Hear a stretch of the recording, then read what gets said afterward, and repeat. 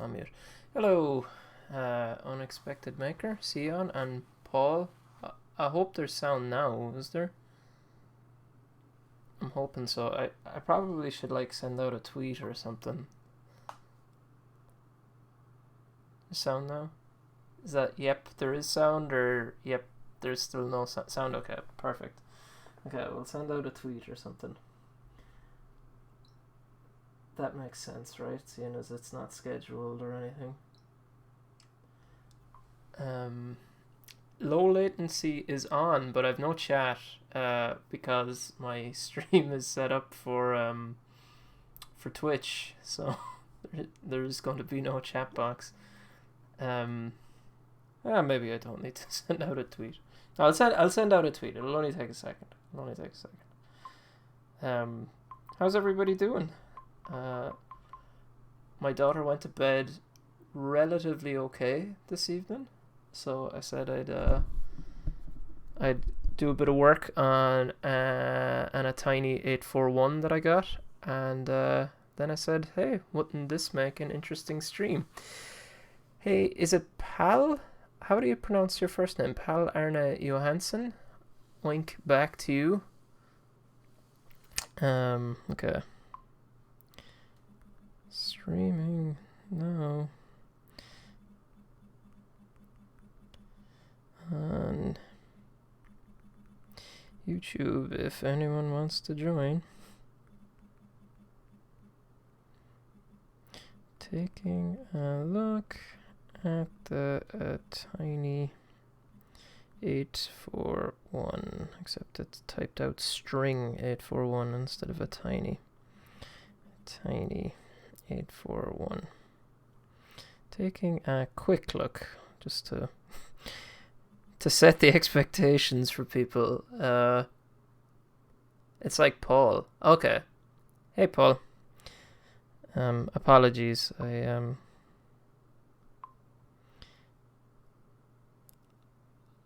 guessing is it Scandinavian?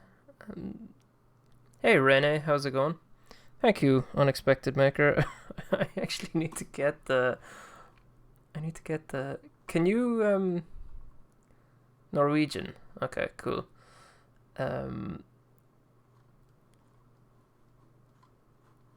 Hey, Positive Waves, how's it going? I need to share this somehow, right? I don't I don't know the URL.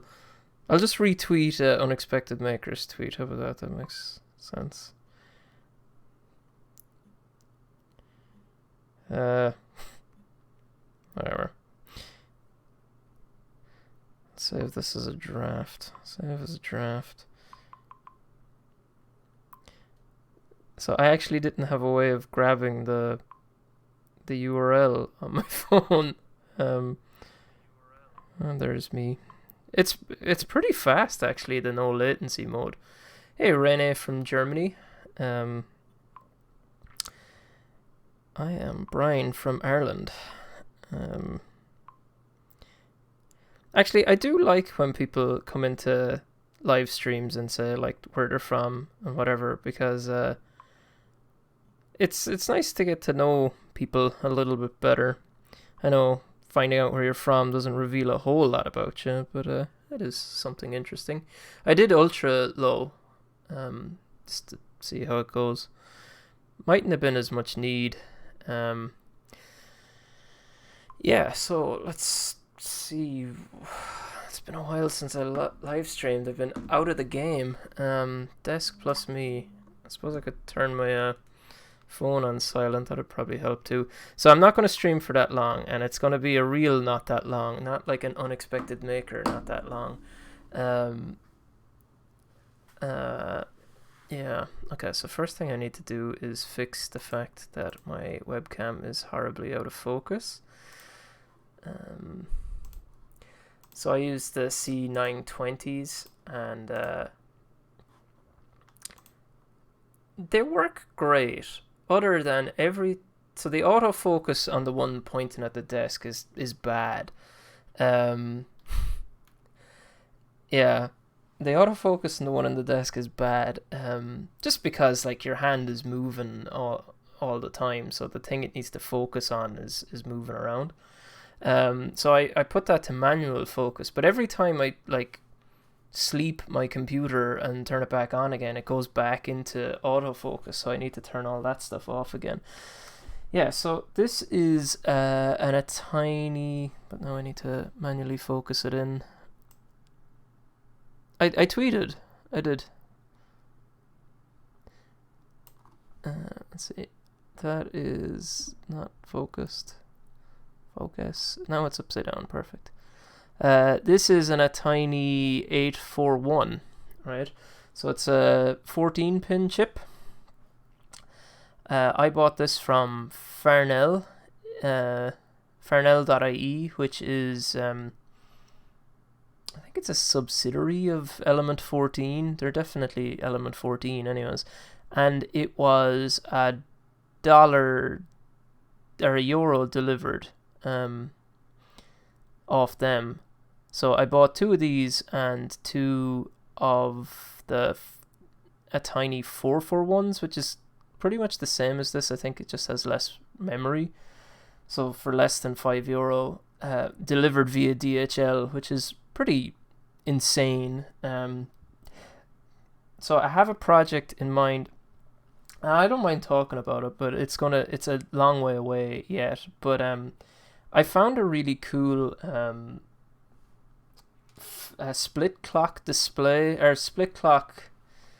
Hey Mike, how's it going? I found a really cool split flap clock on Hackaday.io,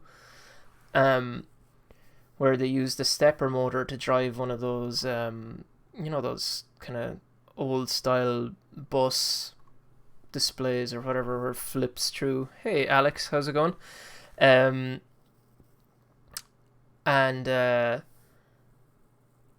So what I thought would be pretty cool is if you could make one of those split flap displays, and what I was thinking with it was that I would put a microcontroller on each one of those split flap displays that controlled setting the number to be the correct number, and I would make it I2C, so that you could connect as many of them as you needed to connect to them. Maybe it doesn't even need to be I2C, but I just like I2C because it can just share the same bus. And I was even thinking that, like, I wouldn't, like, with a normal split flap display, you need to know, like, similar to what Sion is making with his the P&P dispenser thing. He needs to know where the 0 point is, so he knows he's not off track or whatever. It's the USB of the microcontroller crowd. Yeah, I2C is the USB. Oops. I just need to unfocus that a bit. Yeah, so like same thing with the split flap. Like you need to know where the 0 is, so you need to know what digit you're on now. And what you would normally do is you'd have to have the microcontroller that's running them know all about this, as in have the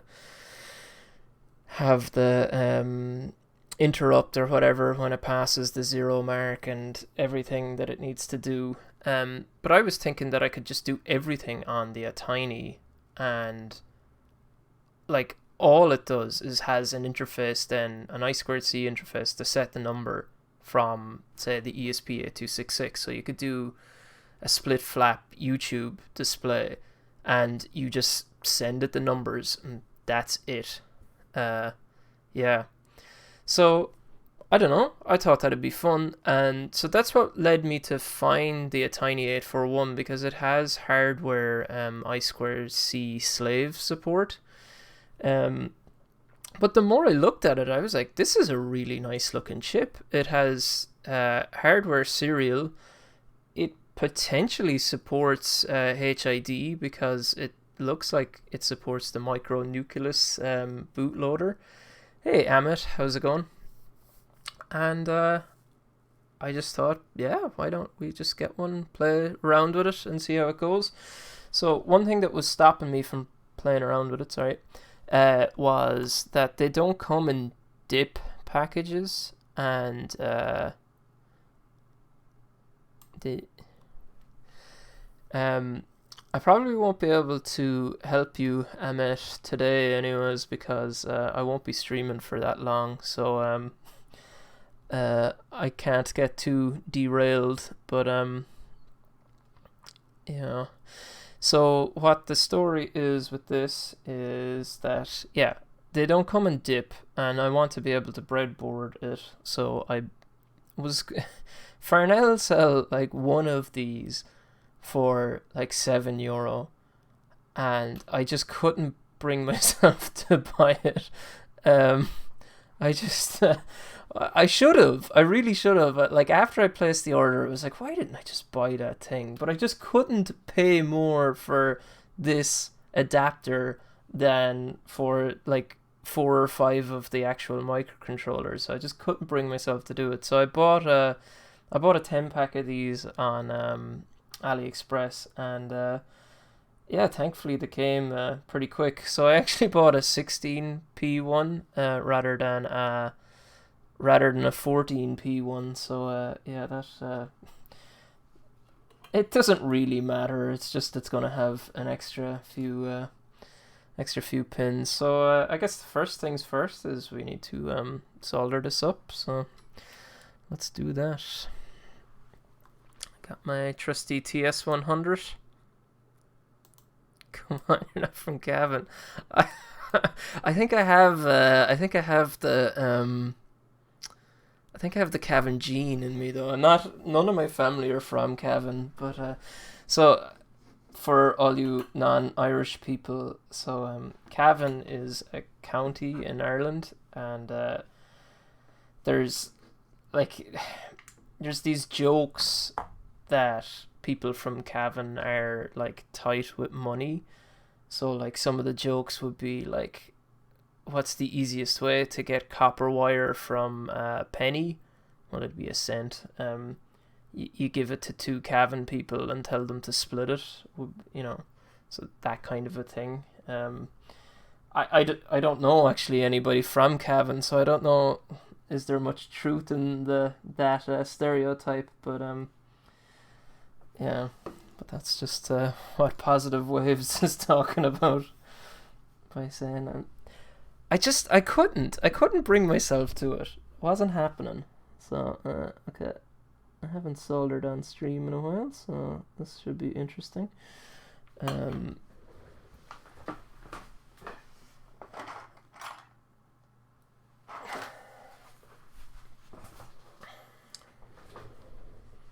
haven't done anything on stream in a while, so it all should be interesting. Ratio. I'll blue tack down the PCB because I'm just going to be bringing it for a walk. If I don't, I've got a pink blue tack. Doesn't really seem to make sense with the name or whatever. I got a load of flux there. Oh, get a load of flux on there. Okay, yeah. I'll get the pen out. It's weird that it doesn't have a solder mask between the legs, is it? I would have thought it would. I'll just put this at the end here. So I'm not using the end. That possibly will be in my way, but sure, we'll find out. So Mike, you've done a bit of work with these. You actually recommended the 841, was it? Or was it the 84 that you recommended? It was you that led me here anyways.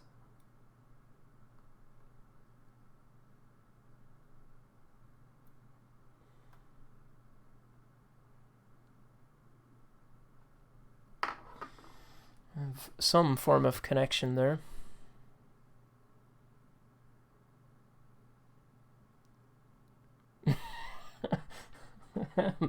Yeah, I'm definitely not going to have any people comment or like saying my SMD soldering's good anyways. So I'm just trying to bring you a little bit closer to me because it was uncomfortably far away from me. Okay, so I'm just gonna stick my soldering iron at the side of the leg, and we should be pretty good now.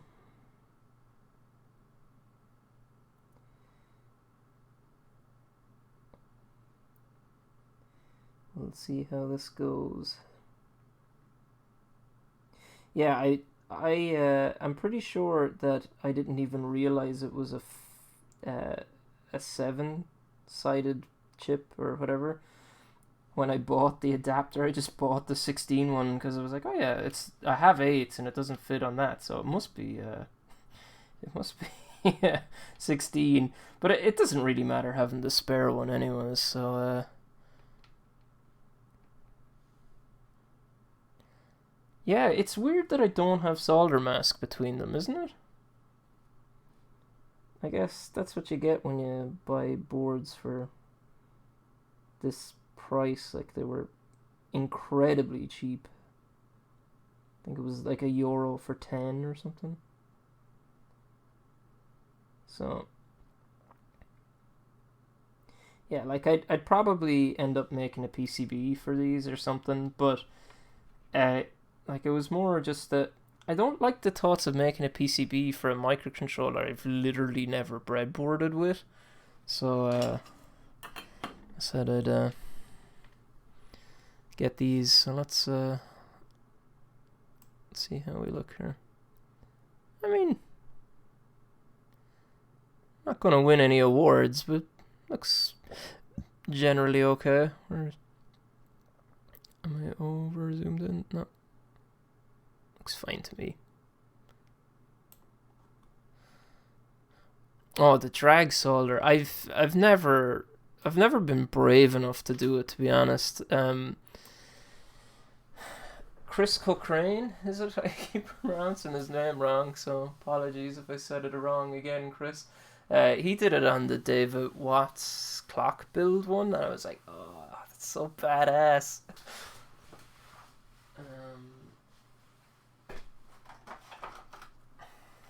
Just getting some male header pins because I'm gonna need them. I did not use near enough flux for it to be Louis Rossmann style. I nearly would have had to put on a snorkel and go for a swim for Louis Rossmann style. Okay, so I'm just going to break off some of these. I should be cutting from this side. Cut the same again. So, what are everyone's plans for the weekend? Big reminder that on Sunday you should be watching Unexpected Makers channel. So at 8 o'clock we're doing our Maker cast again. So myself, this month it's myself, Sion, Unexpected Maker, and it's on his channel. Bitlooney, Stephen Ludgate, held for review show. There you go. Held for review. What was I saying? Stephen Ludgate and Liz from the channel Blitz City DIY are doing our Makercast. So it's just 5 of us getting together talking about what we've done for the last month and any other bits and pieces that comes up. The last one was on Bitlooney's channel, and I thought it was a lot of fun. So this one is going to be on Sion's channel, and it's this Sunday if you're in my time zone, which is Ireland, UK, and Portugal. It's at 8 o'clock Sunday evening, so you can adjust from there. So Central Europe, I guess you're 9 o'clock, and the States, I have no idea. My son has to make a cardboard chair. Does he have to sit in it, or is it for like a toy or something? What do I want? A breadboard. I suppose a good breadboard, although it's kind of bowed. I really need to free up some of my clearer breadboards. What's going on? Are you not all moderators? I suppose sure none of you are. Can I make add moderator? Add moderator. Go nuts. I never really streamed on YouTube that much, so I guess I didn't have moderators. Rebuilding servers for job interview. Best of luck with the job interview, anyways. So this is how I normally do my soldering of headers, that I put it in the breadboard. That way it's relatively straight. I don't know if that's the best way to do it. It's the way that works for me. I ran out of solder building power blockers, and it just got my restock of them. I now have 3 different sizes of solder and everything. So this is the 0.5 millimeter one. I might bump up my heat a little bit because I'm not just doing a chip. Makercast episode 2, 8 p.m. proper time. Yeah, it's like the way I said that was almost like the way English speaking people go to like countries and just like expect everybody to know the language. I'm as guilty of that as anybody. I'm not like I went to the last foreign country I was in was Germany, and I like literally didn't even attempt to speak German. I might have said danke at the end or whatever, but like just they all speak English so well. There's just no point me even trying. Which is a bad way to be, but you know, at the same time. These haven't soldered all that well, but they probably do.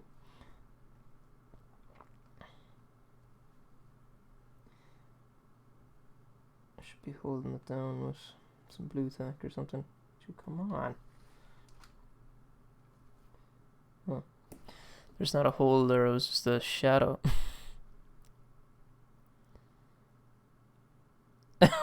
What? What happened there? I just see a deleted message from Stephen Ludgate. Deleted by unexpected maker.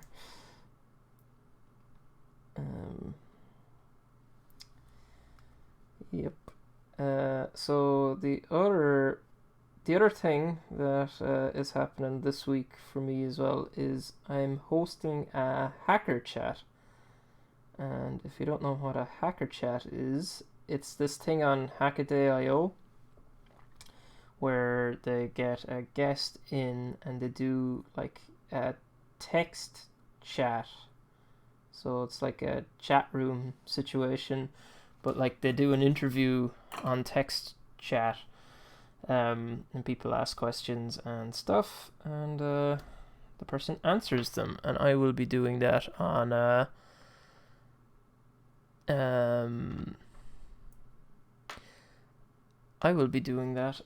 Wednesday at 8 o'clock. What a great time.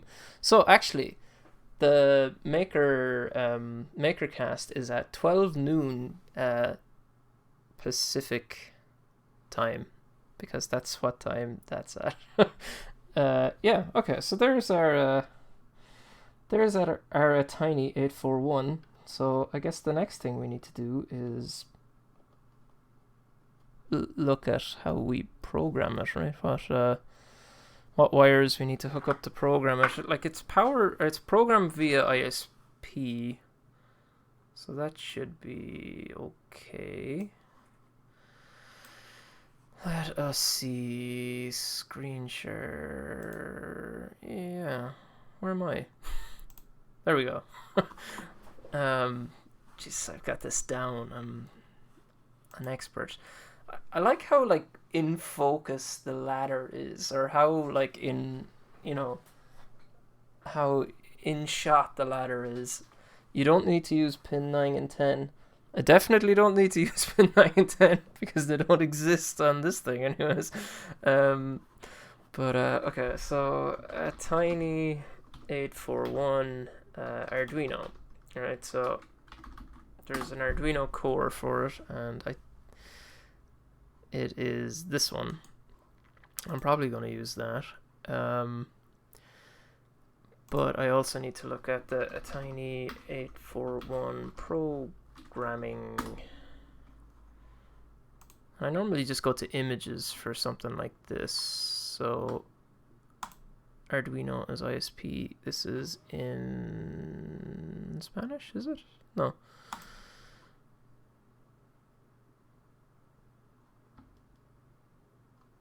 Use a Leonardo as an ISP programmer. I'm definitely not going to do that, but all I really need is the wiring of it. Awesome. Okay. So, I guess power is the bottom one, ground is the top one. And then other ones are other things. I'll be back in a second.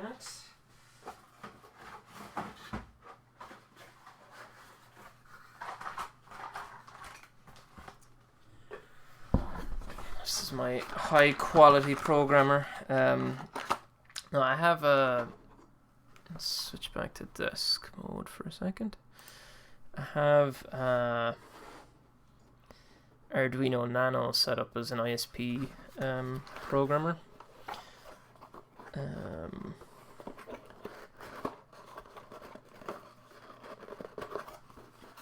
I don't fully remember what the pinouts are. I should have marked them. I was using this to program the trees. So like the Arduino Nano is the ISP programmer, and I was putting the Attiny 13 in here. I also have one that fits the larger Attiny 85s. I think you can also get an Attiny 85 in this size too. So a handy enough little board actually. I've ordered the production value, it's through the roof. Yeah, whoops. It's a handy enough little board. I've ordered these things are like little modules you can buy off AliExpress, and I've ordered one to fit the Attiny, which probably would have been better to get first because I could have plugged it straight into a breadboard and also used it afterwards. Like this one is now locked to this forever, but that's okay. Let me know if the volume is too loud or anything, because I do see the mic is kind of peaking a little bit. So just let me know what the story is with that. So the other thing that was kind of weird about this board is for some reason this one is not the same like width as the other one. So that one has 3 breadboard spaces in the middle, and this one only has 2. So when I was making this board, I actually just duplicated out the top pins, so like either one of them can fit up here and it doesn't matter. So yeah, handy enough little board this actually. I quite happy with it, but I don't remember what pins are what in terms of of this thing here. We'll figure it out. Maybe. We'll figure it out. Yeah, so that's a standard ISP connector as far as I know. So let's just look up what an ISP connector, ISP pinout.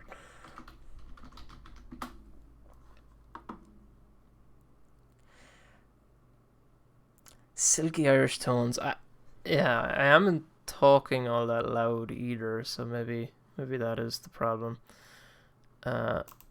Okay, so one of these is ground and one of these is VCC. I really should have labeled any of these.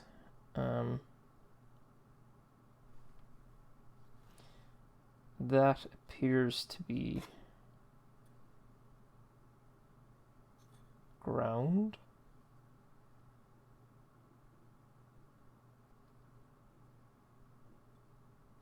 I only have one fat wire coming out from the pins of the thing, so Posh is Mullingar. Also another place in I do have a fat wire, it's just on the inside there. Okay, let's see. This pin here is what? It's ground. Okay, so this top right one, okay, is ground. Okay, so we should have everything we need here. Jumper wires, I guess, right? Male to female ones.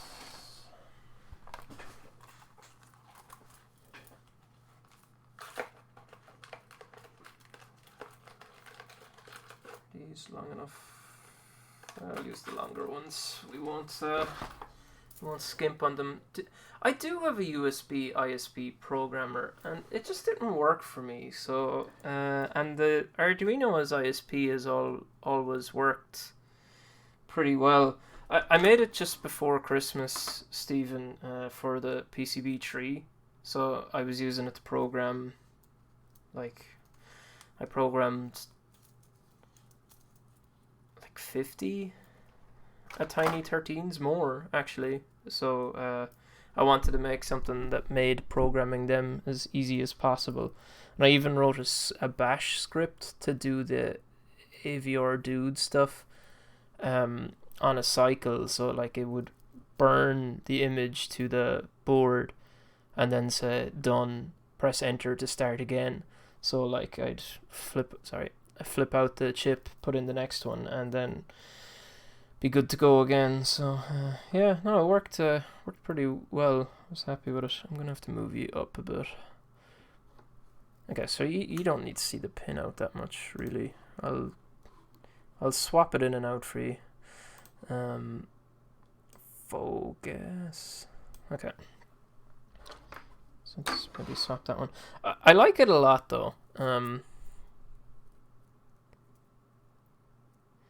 One for speed and one for voltage. Yeah, that's true. I wonder what voltage I've broken out. Probably more than 3.3 volts. Who cares? We'll see how this goes. If we blow it, we blow it. Right, so ground to ground. How many? I brought too many wires with me too when I broke them apart. I've kind of a habit of doing that. So I'm just going to connect in... let's get rid of this yellow one, just because he's not going to be any addition to us. And I'm just going to connect all the pins into the ISP headers and then figure it out from there. Now, we're in. Right, so ground is ground. I at least have that much going for me. Gray is VCC for some reason. So I'll put that in there. I'll go back and check my Attiny pinouts to make sure that that's right. Let's use this one. So if we go back to screen share, so VCC is at the bottom, so I have that wrong. Good job, Brian. Off to a good start. Okay, so the next thing I need is ISP pinout. So Mozzie, who is a operator in Rainbow Six on the test server. Where is he? Mozzie is pin 7. So that's this one here.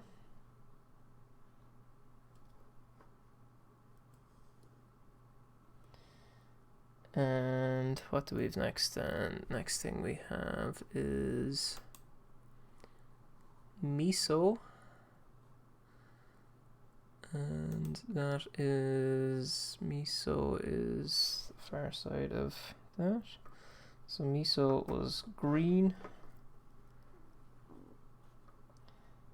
That's what I have as pin 11 here, but it's not really pin 11. That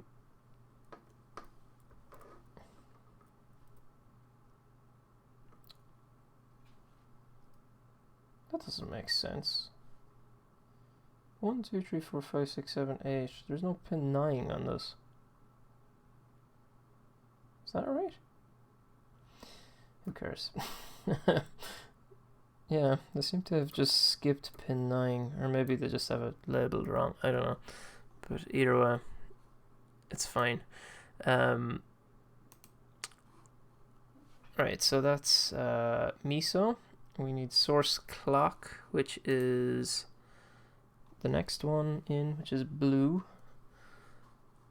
And that is the next one up here. And then all we've left is reset, which is pin 4, which is back over beside the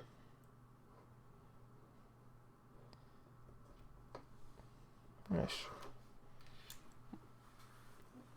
What do we think? Is it gonna work? I don't know.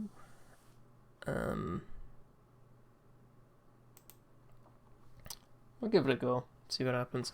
We'll see how it compares to this one.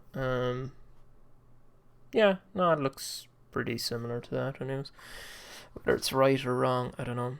When I say this one, I mean this one. Excuse me. Right, USB cable. Careful to not touch USB cable off hot soldering iron.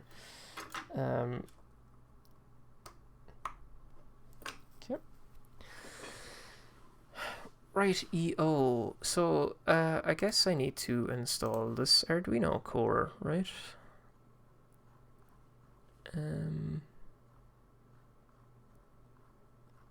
How do I install this Arduino core? Is there install? Installation. That might be where to go. So boards manager version. Yeah, I want to do this nice and simple. So let's go with that. Let me open my Arduino IDE, which is easier said than done because I have a million of them. I know I have a nice clean one here. I'll use that. Just does a couple of things on it. What else can I push while I'm here? So we've pushed MakerCast this Sunday, 8 o'clock my time. You can adjust for yourselves. Then there is the Hack Chat, which is this Wednesday. And the other thing that I've been doing this week is do I have it here? I do. I made a PCB for I have no idea what you see at the moment now. I made a PCB for these LED matrix displays, the D1 mini matrix breakout. So for those big displays, and yeah, it's quite nice. It looks like those wires are plugged in there. They are not. There is nothing plugged in there. I was worried that they wouldn't be the right size screw terminals, and I knew that that would work in its place, so I put them in there. But now I'm adding it as a feature to my Tindy that if you don't want to power it with a DC barrel jack, you can power it through these things instead. So clever. So yeah, they went up on Tindy today. So quite exciting. Now I need to make sure to bring back the chat. Yeah, it was insane. I knew I wanted to get it done while they were during work time, but like I wasn't expecting it to be that fast. So nice on them, Tindy. Maybe as well, like if you've had a few already, they're not as like thorough about reviewing it. But I know for sure that there's been like Sion or Unexpected Maker has had it once or twice where it's taken a while. I thought I added ESP32 support to this. Yeah, your clock took 4 days. Well, you know, maybe they just trust me more than they trust you. That's not it. I think I just caught them at a good time. You cannot see what I'm doing. So yeah, I'm just adding the URL that they mentioned to this. I was fully sure I had ESP32 support in this because I must have opened the wrong Arduino IDE. I did not, so I don't know where my ESP32 support has gone. Because I programmed Bitlooney's thing with it, so must have used another board or another Arduino IDE. Okay, so that's given me that thing.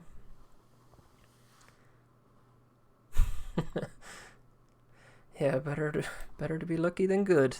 That makes sense to me, anyways. Get out of the way, folder. I can't see what I'm doing. Okay, so select board manager. Yeah, select Attiny core by Spence Conde and click install. Yes, probably could have remembered to do that myself. So we'll go to boards, board manager. I'm gonna load some stuff here.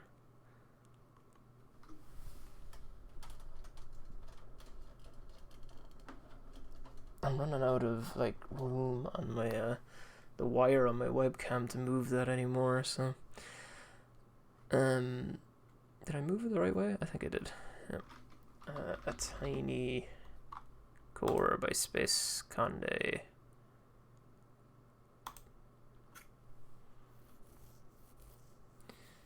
He supports all sorts of stuff. This guy.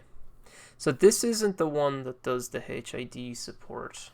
So, as far as I know, that's the micronucleus one. But this was the first one that came up when I searched for Attiny 841 and Arduino support. And I know this supports like the hardware I2C of it and things like that. So, seems like a decent first place to look. Okay, so that's installation. Basic wiring is, yeah. Ceramic minimum wiring, ceramic capacitor connected between VCC and ground pins. Okay. It has to be ceramic? That seems weird, doesn't it? If part has an AVCC chip, what is AVCC? Virtual ground or something? I don't have that. I just have a VCC. So I need to put in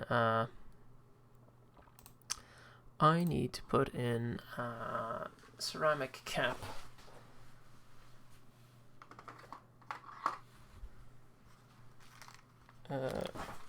Does anyone know the code for a 0.1 UF ceramic cap?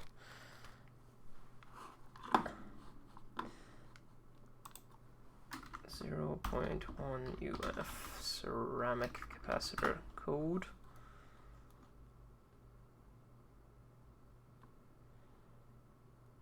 Do they even go that high?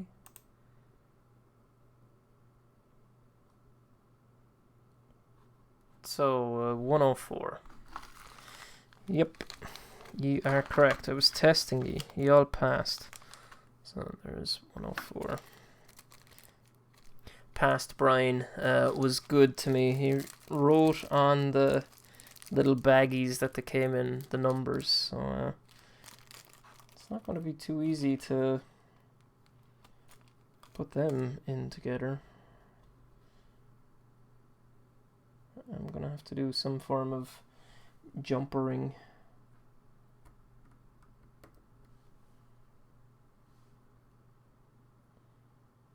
Which side was that? That was ground. Will it reach?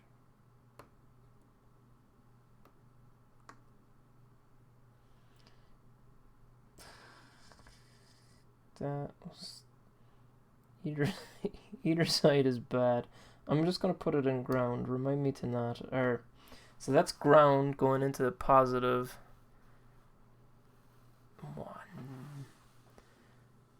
The PCB has spare holes, so but like it doesn't have any spare. Like I should have done it in the middle and I didn't, and now I'm not in the middle, so I'm not gonna change it. So I'm just gonna move over there. Well, actually, no. What I've done is okay.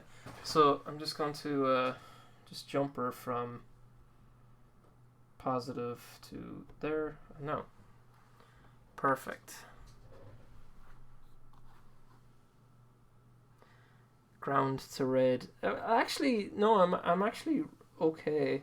Um, because that is actually the positive line now that I've put that yellow jumper there. So, whew. Yeah, I used the Tiny 13 A in the tree project.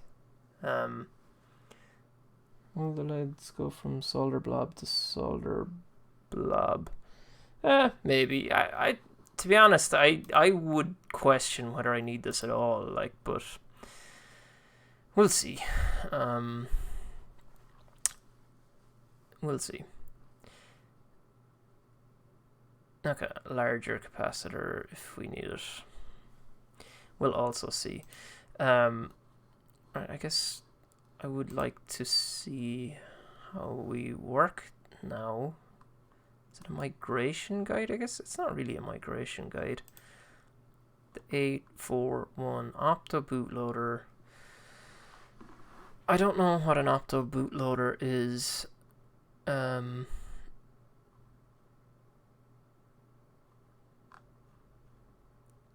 do not know what an Opto bootloader is. But maybe we'll install it anyways. I just kind of want it to tell me what to do. Okay, so we'll go here. We'll go to boards. We have all these Attinys now, with, we'll say Opto bootloader. Whatever an Opto bootloader is. We'll do Arduino as ISP. Pin mapping clockwise. I'm gonna say that's fine. I have the 841. 8 megahertz internal seems okay to me. LTO, not sure what that is. Brownout detection at 1.8. Oh, yeah, that would probably help. So yeah, I'm just selected board, selected a tiny 841 Opti boot. I'm just going down through the things here. 841 brownout detection level. That probably doesn't really matter for me at the moment. The bootloader is on UART 0. I have actually no idea what Opti bootloader is. Maybe we should look at what that is. Or Opti boot. Opti boot.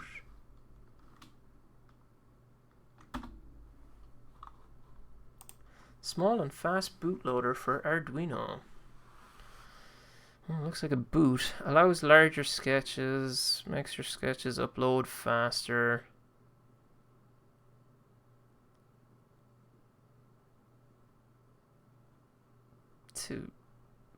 Yeah. I don't know. Sure, look, I'd burn it, and if it works, it works, and if it doesn't, who cares? Okay, let's put a blink on this guy, I guess. Examples. Basic blink. I wonder, do I even need to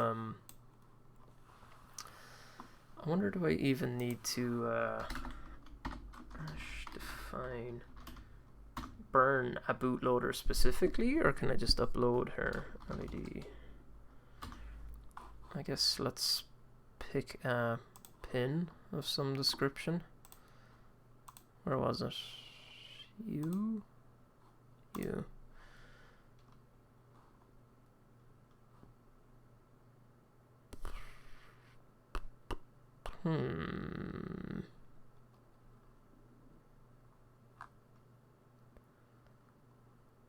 I don't know what pin to use, or even what their numbering is. I'm guessing it's these numbers, like 3. here if I wanted to use that one. I'm gonna guess that's what it is. Whether it's right, wrong, or indifferent, I don't know, but...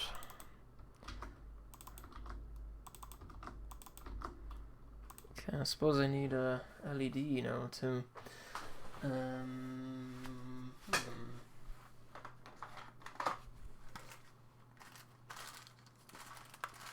Any particular color that you'd like?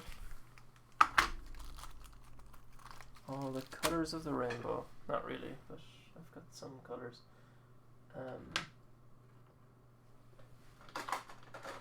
need a resistor of appropriate value.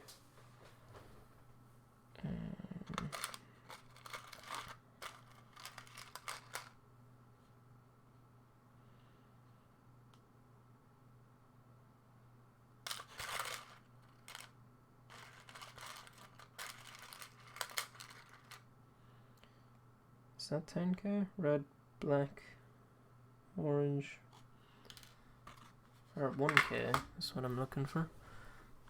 I do have pink actually. Can we get pink?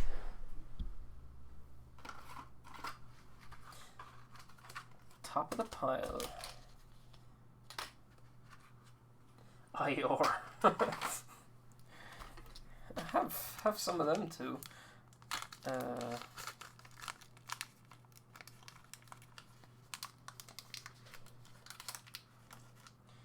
Just get a proper resistor. Oops, wrong box. Where did I put that?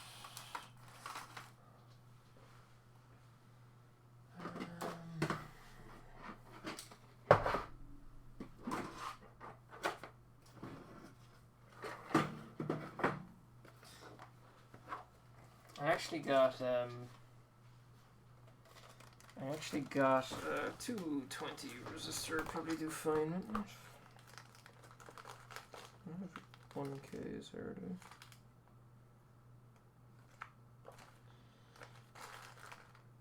$220 will do fine. I don't care if I blow the LED.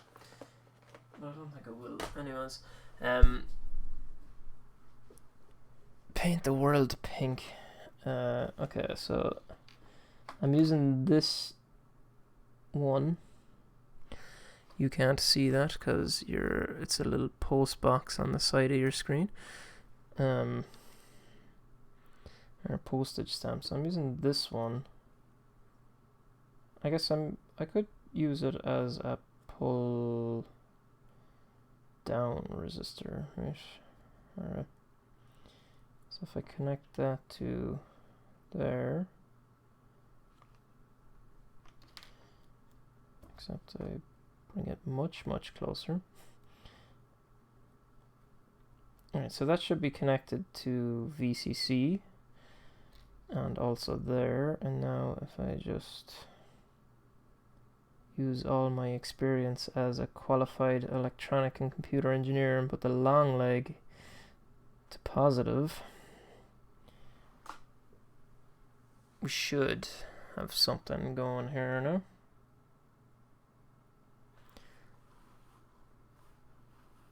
So what do you think? Is there any hope of this working?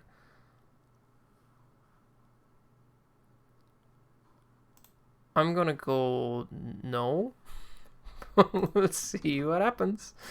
So let's save this blink 841. I feel like a band is gonna sue me for that.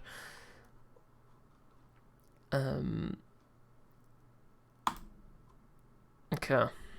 Hey Gavin, how's it going? Let's see. Does this work? I'm not convinced. It's doing something.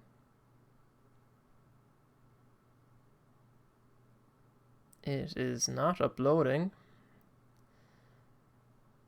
Or at least it's not showing it's uploading. So it did not sync. Maybe I need to burn the bootloader. Let's do that. Burning bootloader didn't work. Okay, so let me put on debug. Join upload, I guess. Yeah, I tried the bootloader there and it didn't work, so maybe I have it programmed up wrong. Also should probably check, am I on the right COM port? On the right COM port. Da, da, da, da. Attiny 841, possible I/O. AVR device initialized and ready for instructions. Device signature FF00FF. Well, it looks like it's reading something.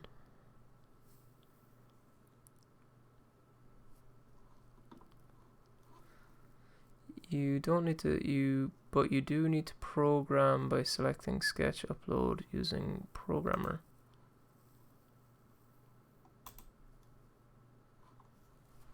Huh, what does that do?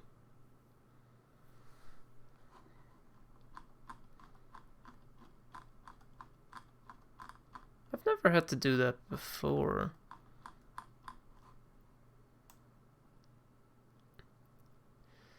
AVR part Attiny 841 not found. Excuse me.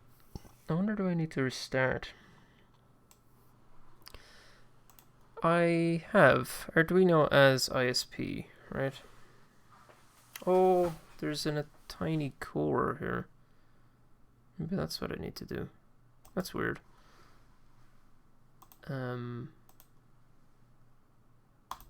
Try upload again.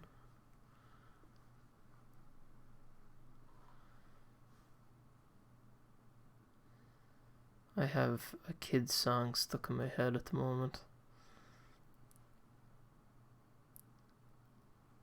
Okay. No, thank you for not working. Alright, so let's try this upload using programmer.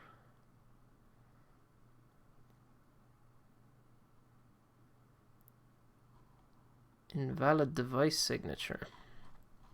Okay. So, I guess the main thing to check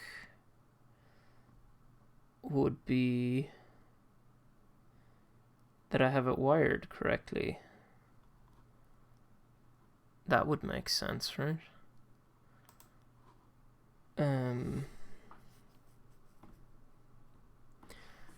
That would make sense to do. So let's plug it out and just double check the wiring. I also, can I be sure that I have made this board right? We cannot. Okay, so let's see. So if I went to Attiny 85 pinout, if we just match them to each other,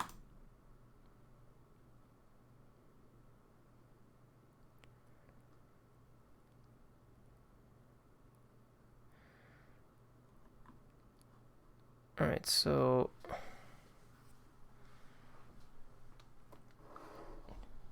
we're working backwards here now. So this is VCC.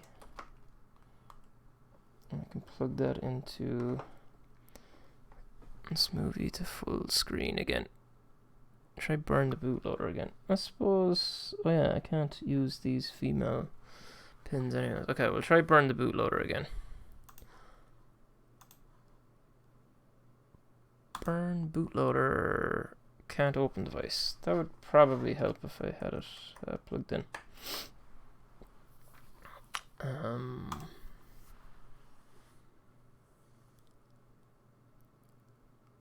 Oh, I pressed upload rather than burn bootloader. Apologies.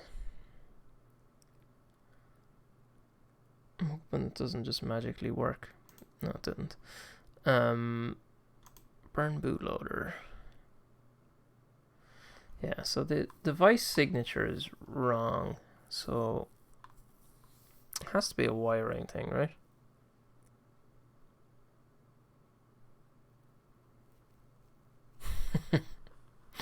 Gotta get those thumbs down, and yeah, I don't see anything else here in terms of unknown board upload sketch.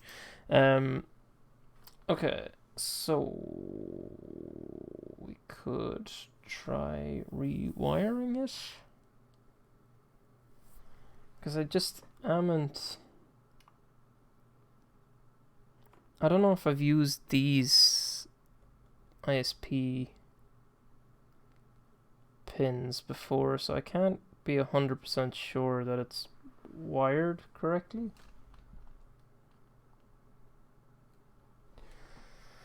So let me just double check the wiring from a logical point of view to see what I think I've done and what I've actually done. Right, so ISP pinout. So VCC, top left of an ISP is this grey wire, and I have it connected to pin 1 of the. Yeah, it's not like it's showing up as logical signature. It's all zeros or all F's, so it's garbage. Like, so that is correct. VCC is fine. Ground is this black wire, and ground is going to the black one, so that is also correct. Mozzie. Now, it is possible that I have Mozzie and Miso mixed up, because I have them mixed up on my tree, and maybe I built this using my tree as a guide. So let's figure that out. Tiny pin. So Mozzie should be top right. I'm just getting my multimeter.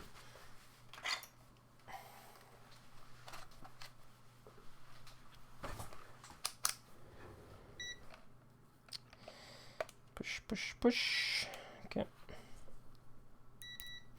So that's top right of this one, and should be bottom right of this one. So I'm just gonna put that there. Okay.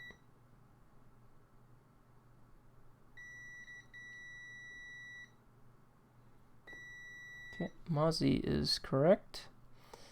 Source clock is pin 9. Where's source clock on Attiny 85? Pin 2. So that's that one.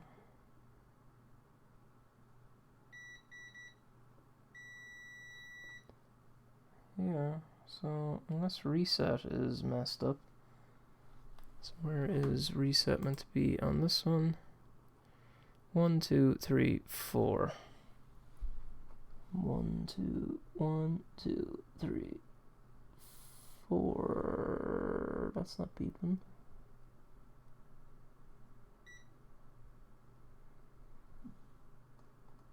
Okay.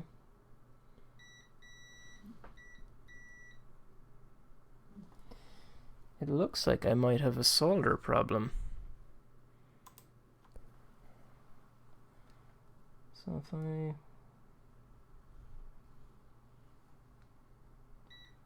it's touching that one, but it is not touching the leg of the IC. Interesting. Very, very interesting. Okay, so let's fix that, I guess. Just plug this purple one out for a second. You know, it looks okay, but proof is in the beeping, I guess. I don't actually remember that on your stream, CN. Come up.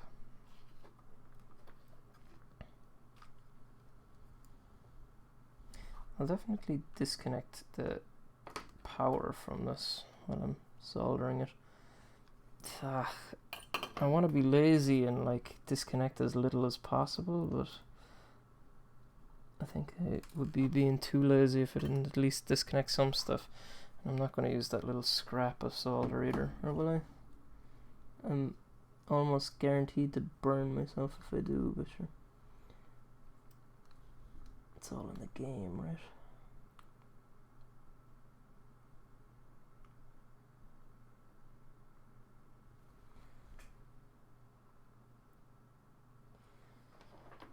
I hope that does it now. So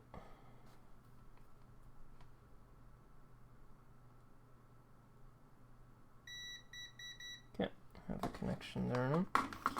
So white went into that one, and purple went into this one. Let's see how we get on. Okay, so time to recreate our steps. So we might just click upload and see does it work. I do have a hot air station, but I don't know. For a chip like that, I wouldn't be bothered hot air in it. This isn't working either. Oh, it did it? No. Problem uploading to board. Programmer is not responding. Okay, so let's try burn bootloader. Error while burning bootloader. Yeah, so again, it's just coming up with garbage.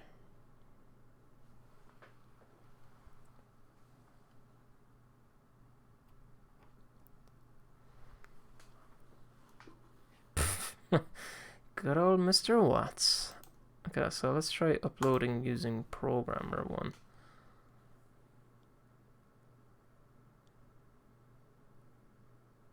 Yeah. Still not working.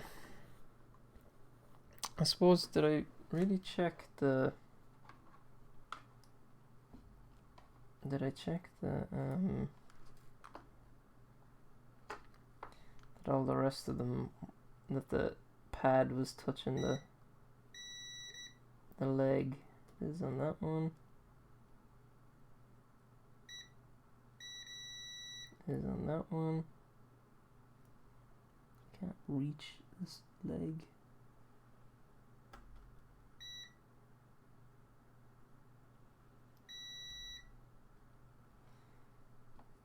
Pretty sure I have that one working. Oh, I forgot to swap over, but yeah, all of them failed. Anything I tried to do failed. Right, so that's working too.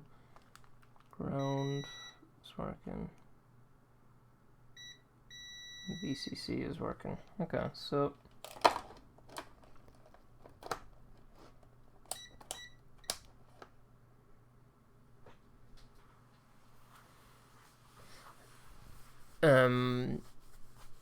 I use the hot air gun a lot for my heat shrink. I've changed the programmer type a few times. So I tried Arduino as ISP Attiny core, Arduino as ISP. Let me just upload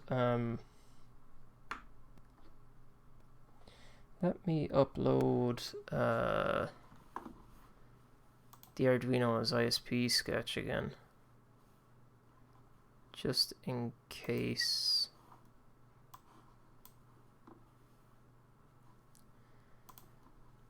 I think unless you're building a lot of boards, like for specific things, I don't know if the reflow oven is the best first place to start. I don't know though.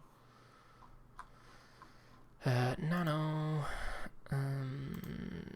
COM port 3, and I'm going to enable old style wiring. I'm gonna upload. My reset pin is going to 10 or wherever it normally goes to on these.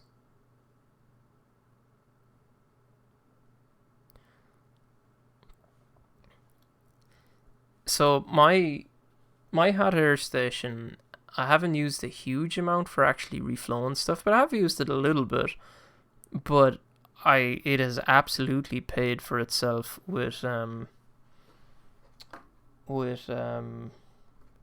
jeez, problem uploading to the board.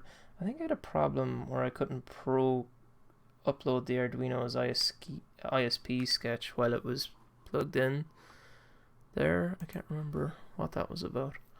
I'm sure I was doing something wrong. What is Mike Swan sending me? Did you just draw this up now?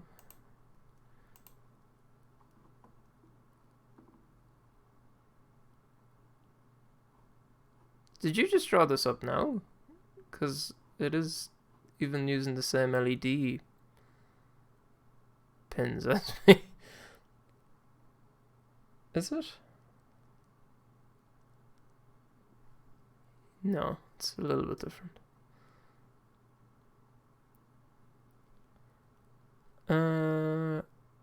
That looks exactly like what I'm doing, Mike. Okay, so there is Arduino's ISP is 100% uploaded to this board.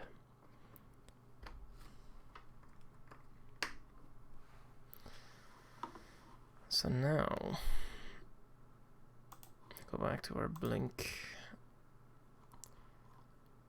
Maybe we'll try the no bootloader. Not that I have any idea what they're doing, but still. And we'll go to Arduino as ISP. Try it again, see what happens.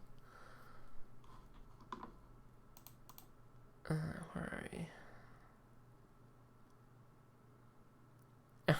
I don't know. I thought you might have been bored on a Friday night. Okay, that didn't work. Surprise, surprise. Arduino as ISP.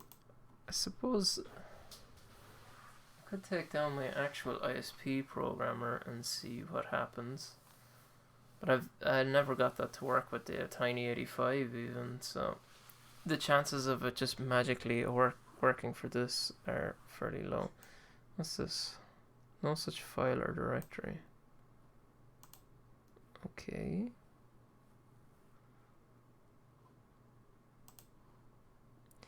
Okay, so it looks like Arduino as ISP, that one is probably needed. LTO, who knows? Jeez, I don't know what to try next now.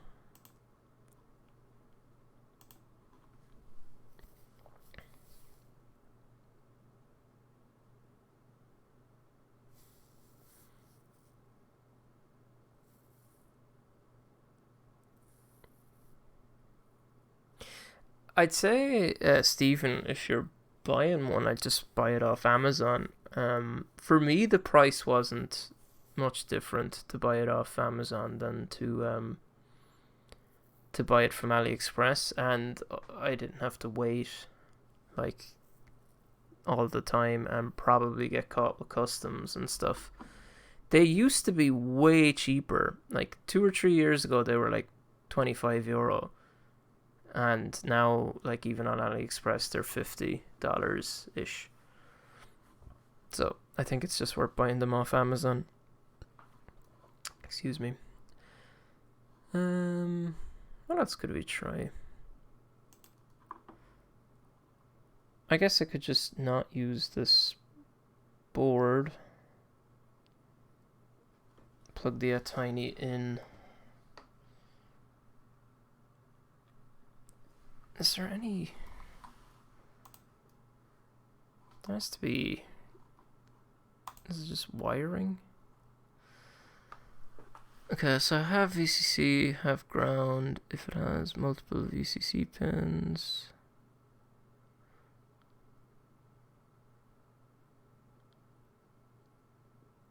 The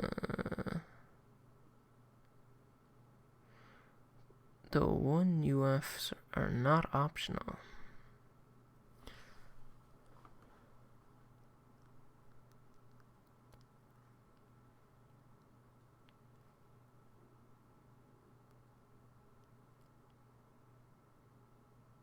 Yeah.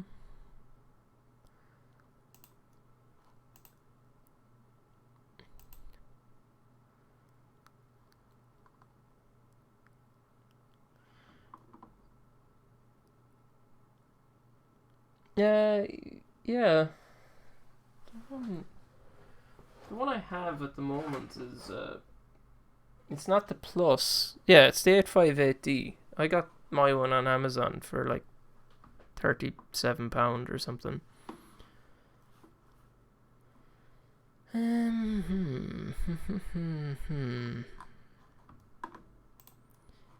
Tiny core wiring.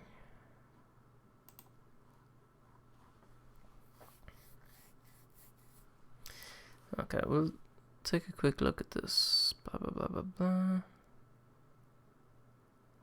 When uploading sketches via ISP, you must select the programmer marked Attiny from the programmer's menu in order to upload.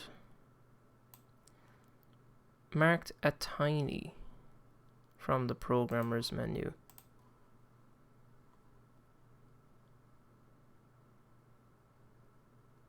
Maybe he's talking about these? Must be those.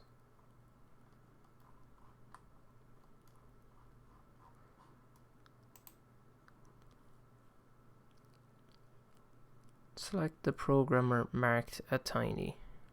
Yeah, has to be them. Are changing. You must do burn bootloader, even if you're not using a chip with a bootloader. Okay, so that answers that question. So we do need to burn bootloader first.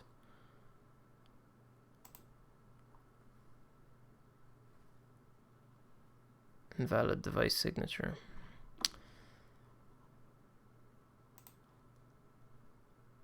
You cannot use to refer to pins. Yeah, we did that.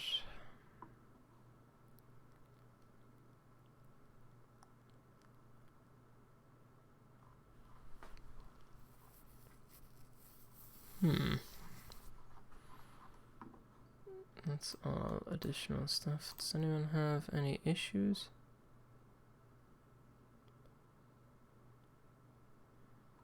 You are not, are you? You don't look a day over 30.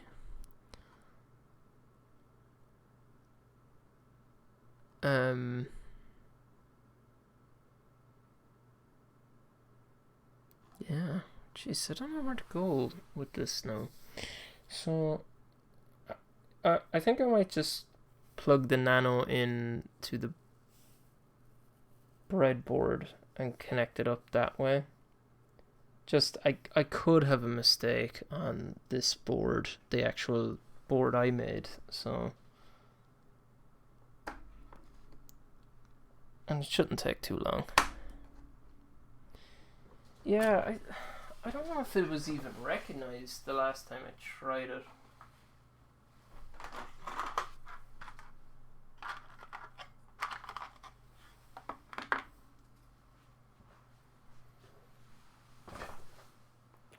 So this is my ISP programmer.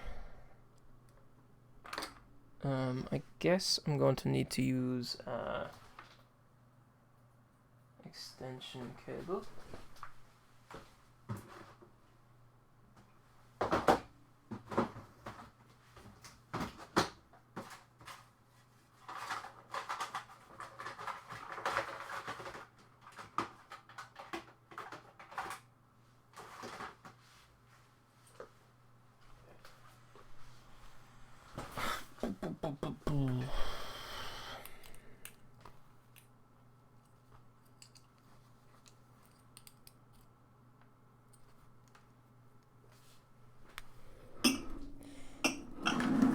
Collection of coffee glasses here.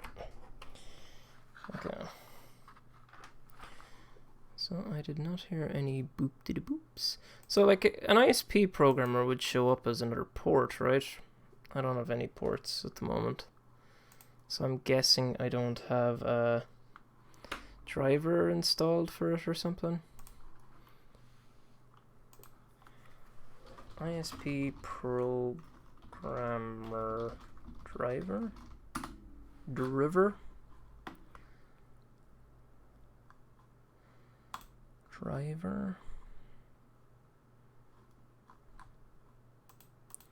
Does anybody have images of my one? Looks like that one. This is an AliExpress link. Where do we find the driver for that? Free driver.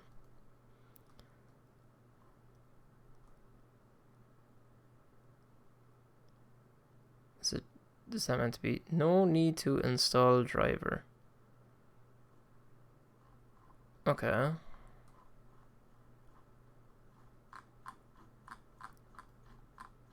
Oh, okay. Maybe that was all that was wrong with me the last time. Okay, so let's wire it up. So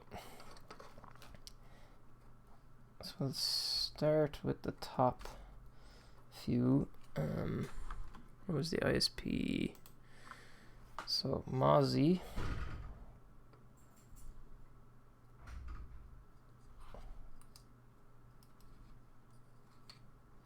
So that's Mozzie.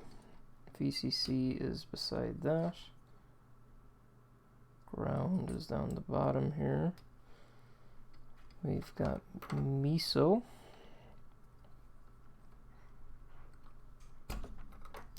Oops, I plugged out more than I wanted to plug out there.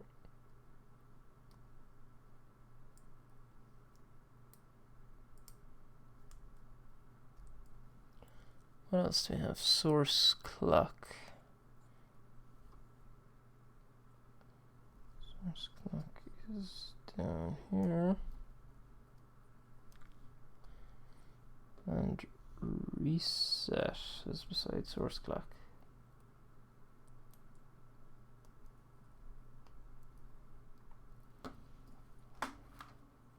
So do I need to change the jumpers? See you, Steven. Is your USB plugged into a hub? Yeah, it was into it's into a hub, but the nano, like, I have used it a lot. Like I programmed like 50, more than 50 Attiny 13s with it.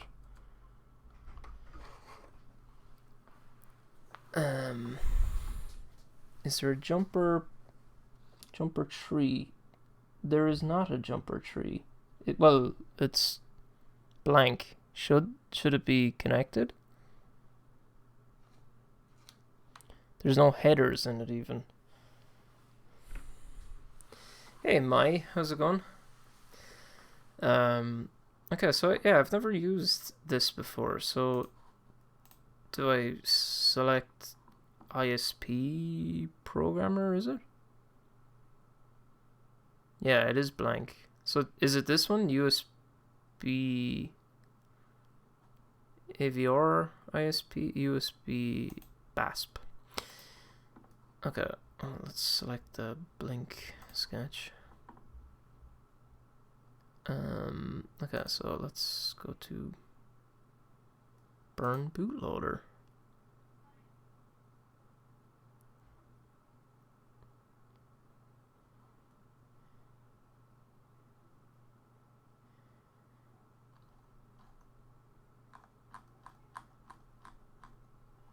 Maybe it doesn't like the extension cable?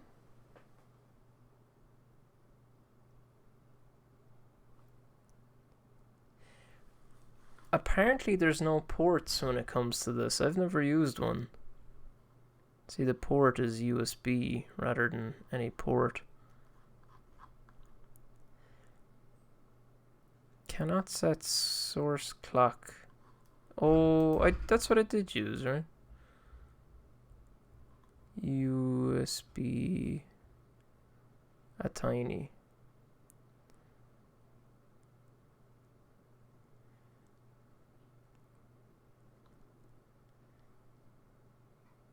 Or are you talking about this one, is it?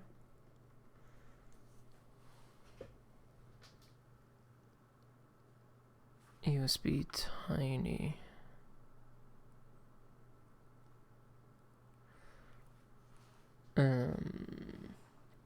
I can plug it directly into my computer. Normal. Oh, without the Attiny. Normal USB. So, this one?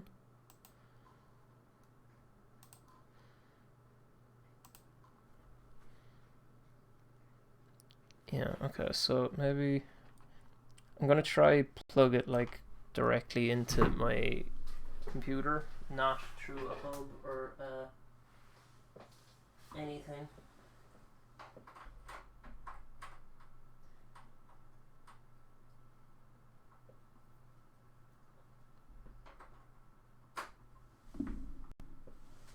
This is so convenient. I'm over here in case anybody's wondering where I'm gone. No, okay, I'm gonna try this one again.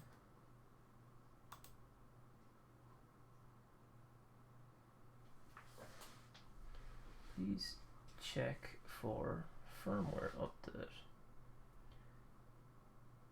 Okay. I think I'm gonna go back to the Nano. Hey John, how's it going? Things are going terribly here. But how are you?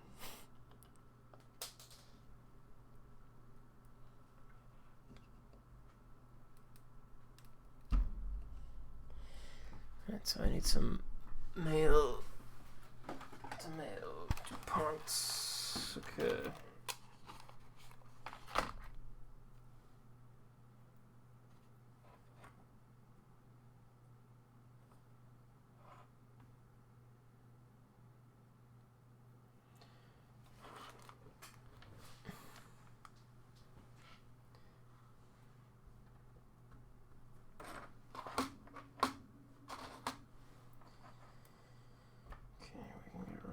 One. Do I have a black wire for ground? See you, Paul. I will talk to you Sunday, or I'll hope to see you in the chat on Sunday. Anyways, oh, I'm trying to crush my ceramic capacitor now. Right, so the next thing I need to get rid of is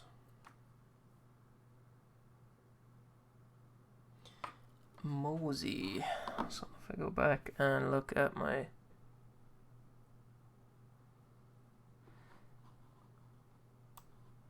so I'm shaving yaks. So this is the original firmware, is it?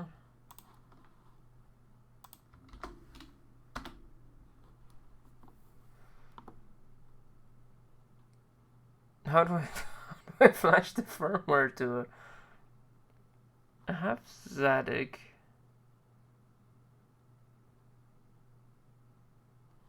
Windows requires a driver. I have Zadig, but where is the driver?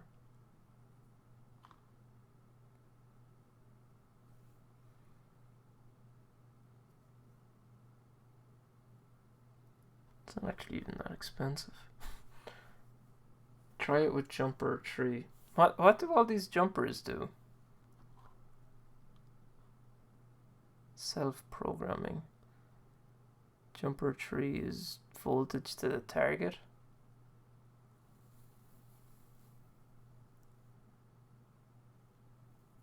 Yeah, I'm just going to use the Nano directly and see how it goes, because I've used that a lot and it should work.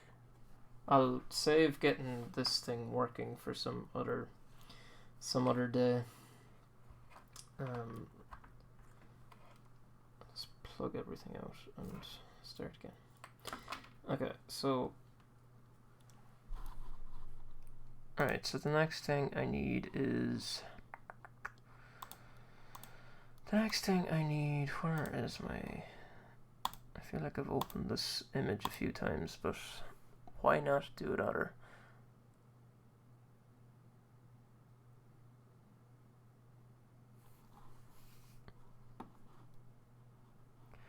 Yeah, we'll reflash that at some stage. Just not this stage. Okay, so I need Mosey, and if we look at our Arduino ISP, Mosey is, where is it? Mosey is pin 11.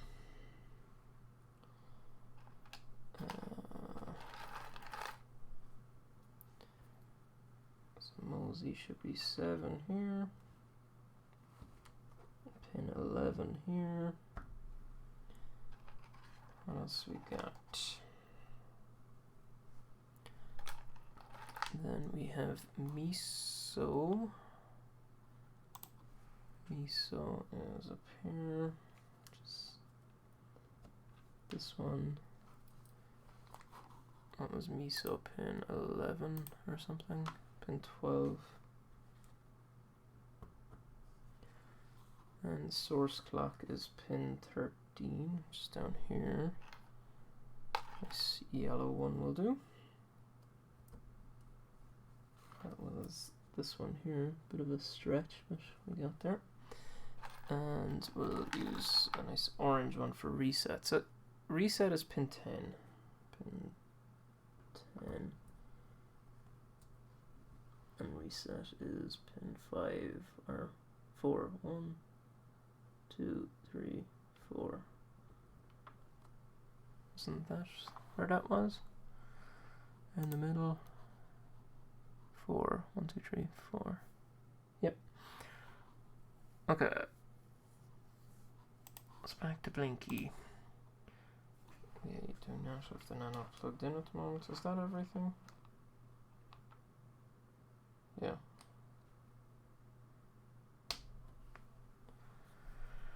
Port.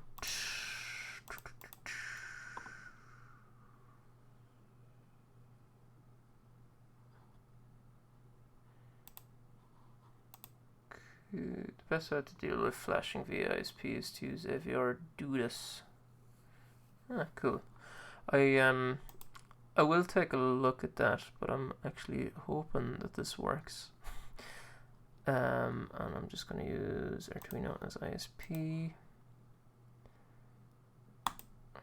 Burn bootloader, and it's going to work. It didn't work. Protocol error, protocol error. Yeah, maybe I should too. Protocol error. That's new, isn't it?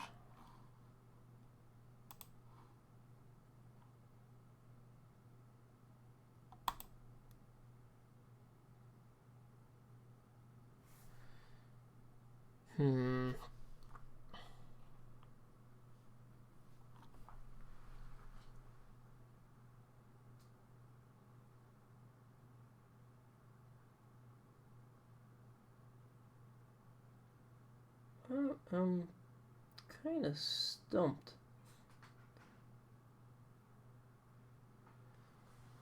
To what it could be.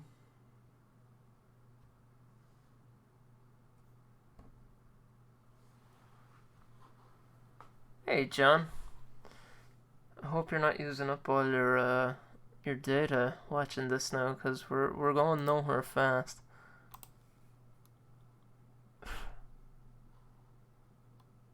Initialization failed.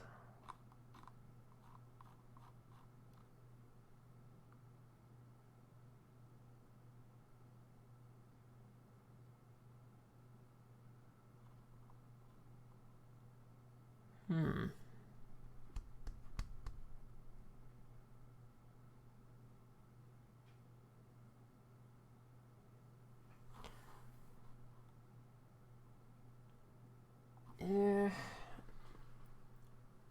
It shouldn't be.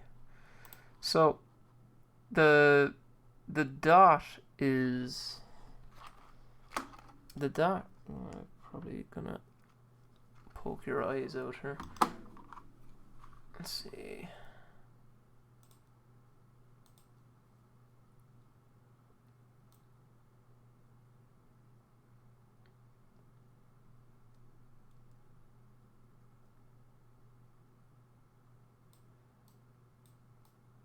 Where is my focus point? Focus, focus, focus. Why isn't this dragging? Drag.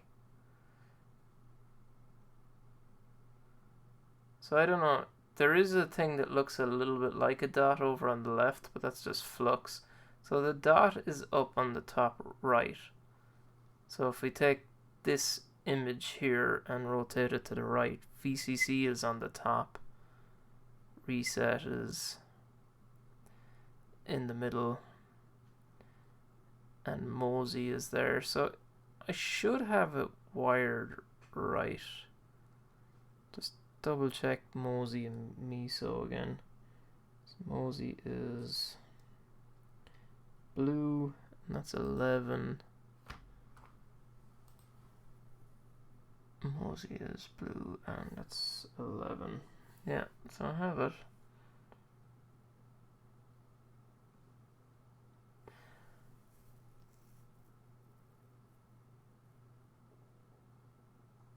It is possible, right?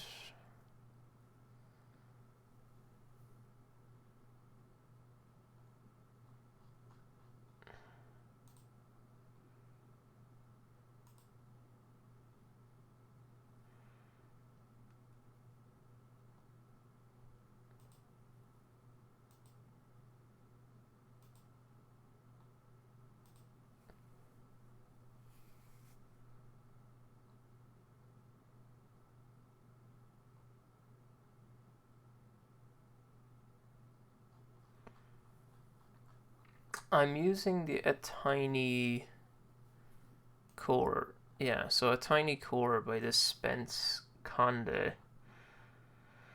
What are some of his gotchas? There's a bug in the toolchain included with AVR packages 1622 and 1623, or if you upgrade. The symptom of this is a segmentation fault. Downgrade to 621. Well, I'm just after upgrading from 620 to 623, so I'm gonna have to go back down again. Okay.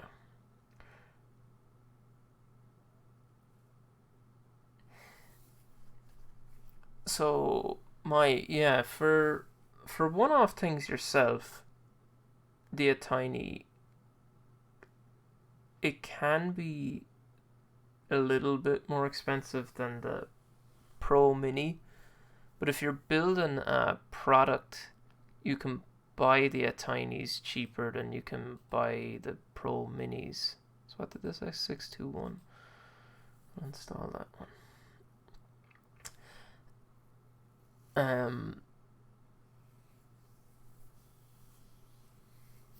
If you're buying one-off Attinys, I'd probably just recommend buying the Digi Sparks. You can buy them on AliExpress for like $1. It's funny, you can buy them cheaper on AliExpress than you can buy individual Attiny chips. That makes no sense to me.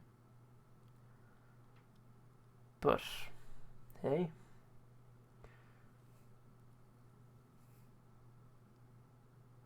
Chip is not soldered 180. Like, it feels weird. Like, this should be working now. But it is not.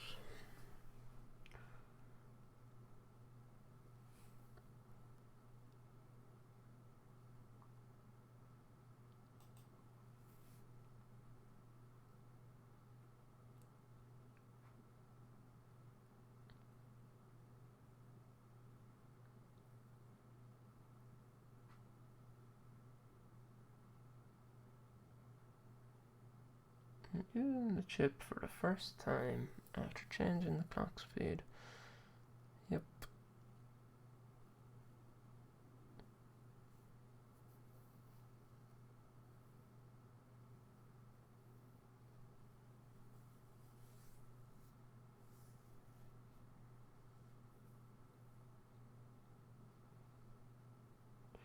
Presumably you're done by now, are you? Yes, okay, 621. I don't think that's gonna make any difference, but a guy can dream, can't he? Port, happy with port. Burn bootloader. Did not work. Yeah, it's just, I would have thought if there was something like, seriously wrong like that, it would have like mentioned it all over this.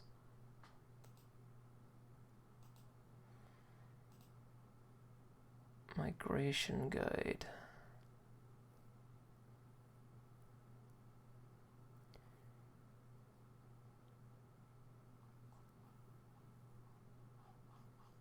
Yeah. I suppose I could just try the. It's not modulus. What's it called? What is the thing called? Micronucleus. Micronucleus.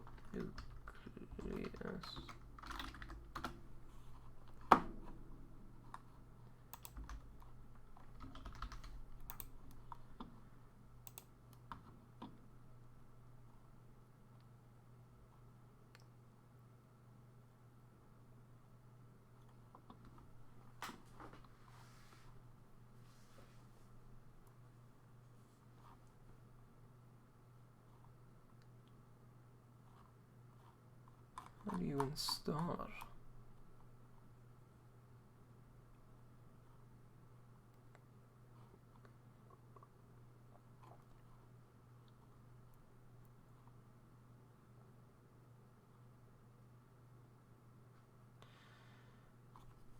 USB, blah blah blah blah blah.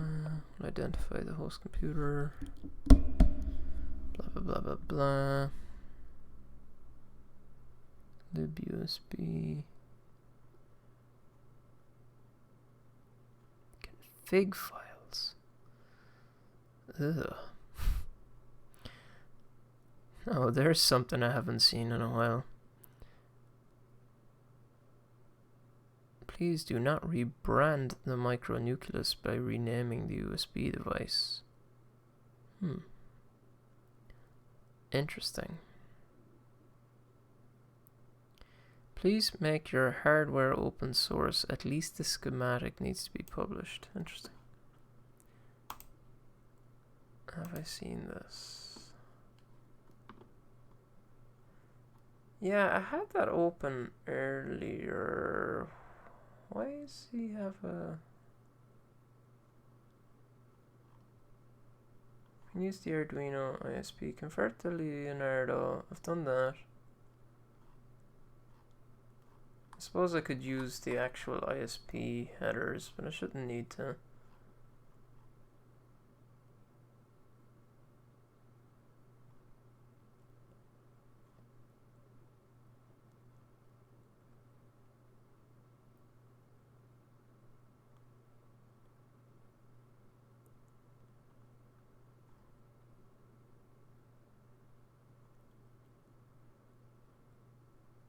Yeah, black, blue, pin 10 to reset. I suppose I could change to those ISP wiring. Answer intended to program microcontrollers on a regular fashion. Purchase programmer ready programming software. AVR dude.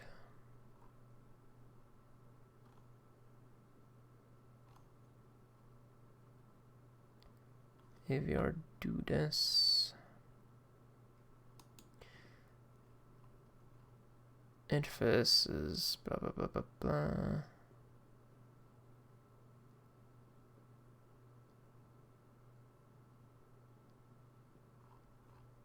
Edit a config file to make it show up. Well, like it must, whatever programmer I have or whatever must know about it, because like when you try program it says, hey, I'm expecting such and such a thing for I'm reading on a different screen, sorry.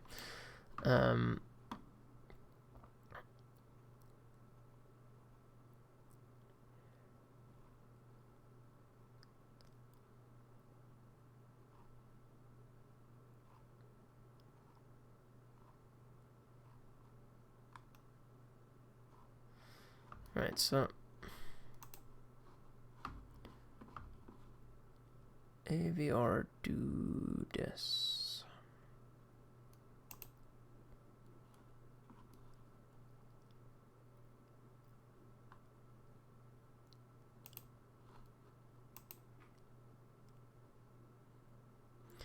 I have a feeling my problem is not my it's not AVR do this though. I wonder, like,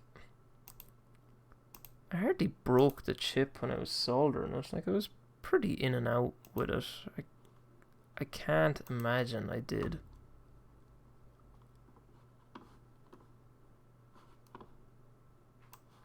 But maybe.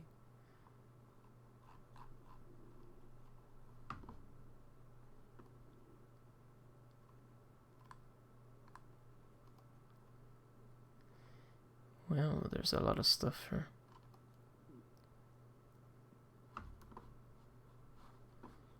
What was it telling me to select? Arduino.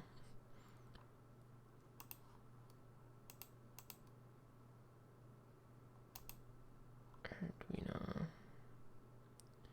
You have the latest version. It's a tiny 841 there. It is. Detect.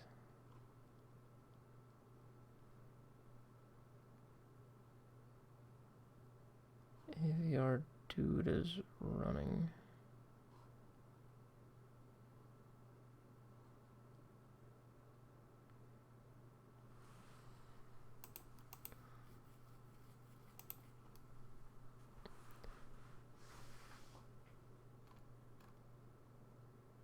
Flash. I guess I can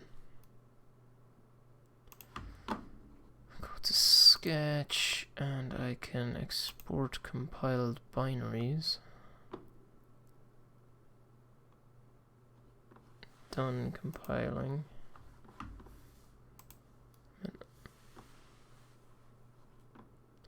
Yeah.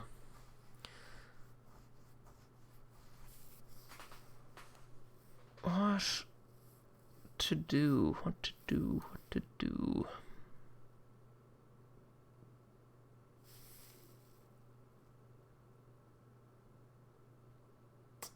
Don't want to solder up another chip. Like, if I had a problem, it has an option for a clone USB.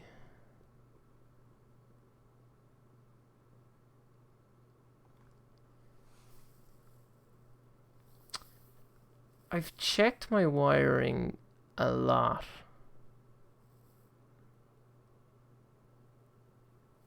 And it seems okay. I really doubt that there's anything wrong with the chip. Near the top.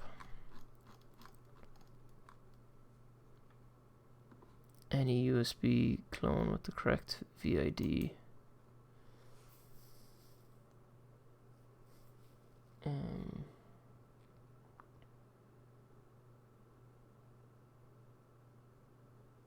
just don't understand why the USB or the Arduino as ISP isn't working.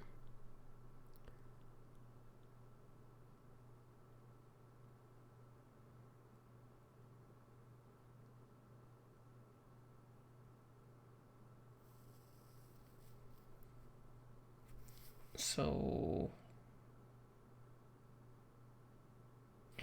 yeah, I guess I could try this.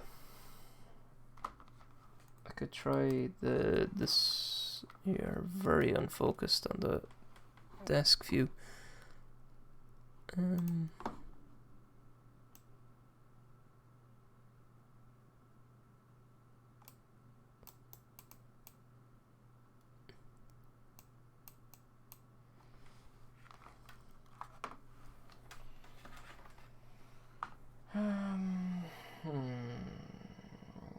It is a valid question.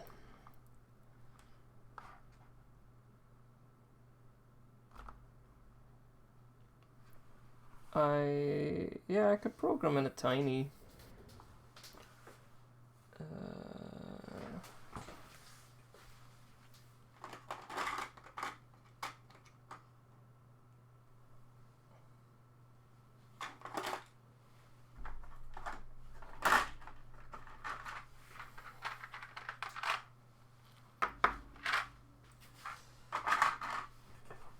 Okay, let's program an Attiny.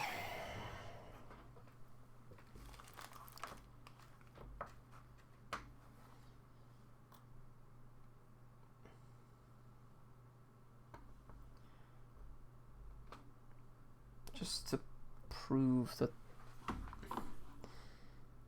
my nano is working, I guess. Not Tiny 85, I mean. Okay, so VCC.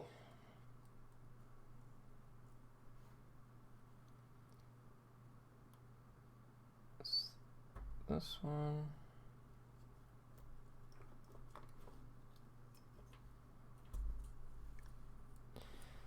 So let me move you to the desk plus me view.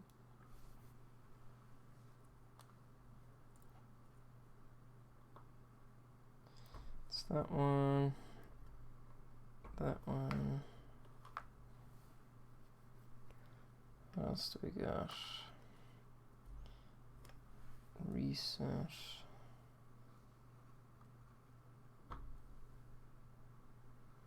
It's gonna be tight, but anyways, I don't know what one this is. This is Mosey.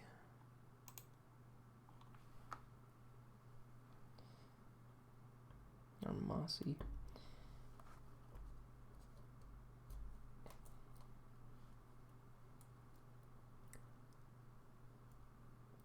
Miso and source clock. Now, do I have the Attiny 85 stuff set up on this Arduino ID? I don't believe I do. See you, John. Hopefully I won't be here. Things have gone badly if I am. Enjoy dinner. This supports the 85 as well, doesn't it? It does. Yeah, that's true. I do tend to do that if I was like drawing or something. I tend to stick out my tongue. Concentrating and stuff. Tiny 85, blah blah blah blah blah blah blah blah blah blah blah blah blah. Where's my port? Port tree. Arduino's ISP, burn bootloader.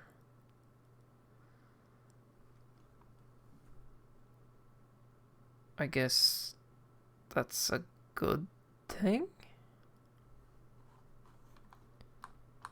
What is wrong with this?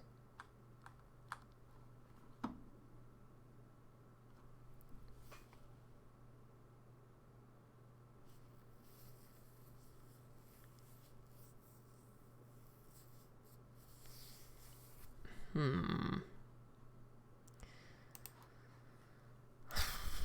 have a feeling I've done something stupid somewhere.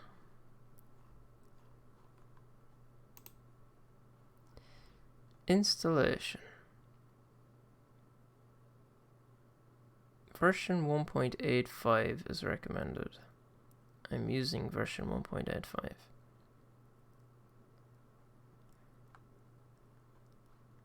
I have done that.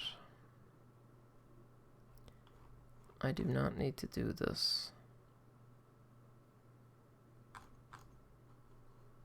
Okay, so I have installed it.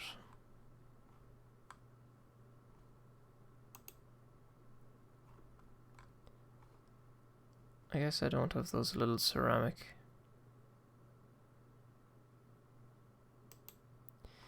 So you dump the thing. So like in AVR Dude or something. The 104 cap was sitting. It's not in the Attiny 85. I guess I'll add it. But it was sitting right beside the ground pin.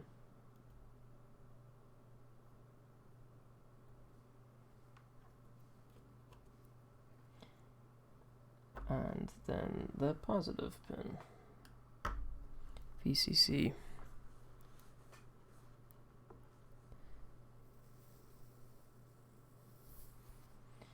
Is my ground off? No, my ground is okay on the Attiny. So do you read the? There was there was a cap on this one between VCC and ground, and now I'm after adding it on this one.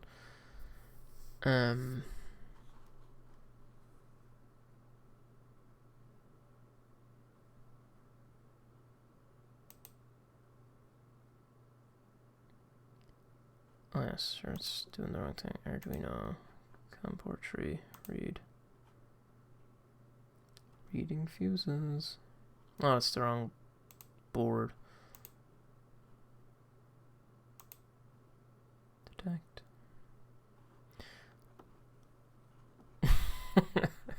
Hey David, how's it going? Jeez, you must have had a few if you think I'm good looking. Yeah, Stephen Ludgate was saying you were down the pub. How'd you get on?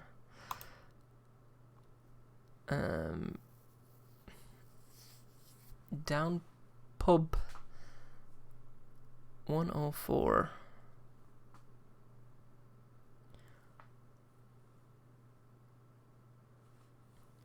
Yeah, I don't know.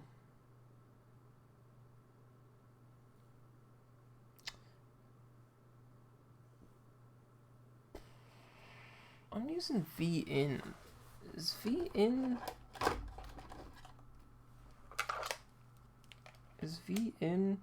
right?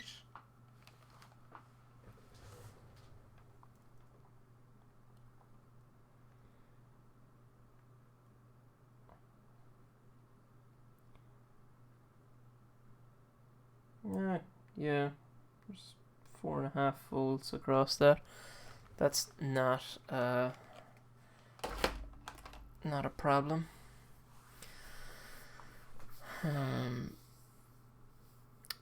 I did get my hair cut and shaved recently, so yeah, it depends on the judge.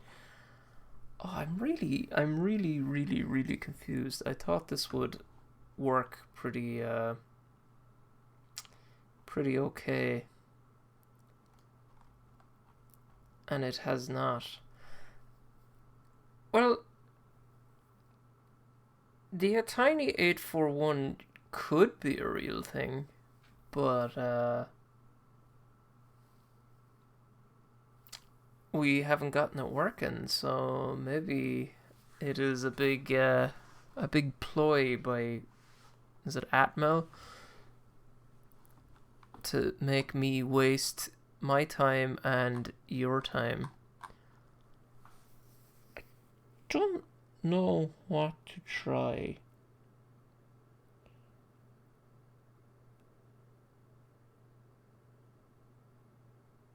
Why isn't my Arduino as ISP working?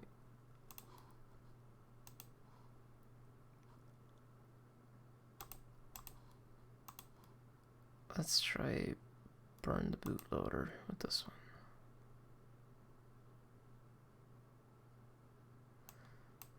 Well, that is interesting. I don't know if you've seen that there, but I was able to burn the bootloader using Arduino as ISP and not Arduino as ISP at Tiny Core. So that is interesting. So now let me see if I can upload this code to an Attiny 85. So that's LED tree, which is this one, I guess. PB tree. I think so. So I'll just stick the multimeter on it rather than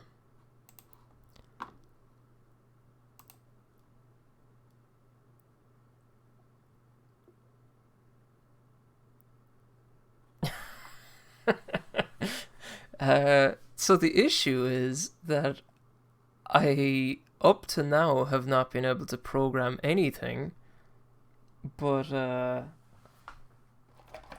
now I'm able to program this Attiny 85. So it should be pin 3, which is this one, and ground, which is this one. That is blinking.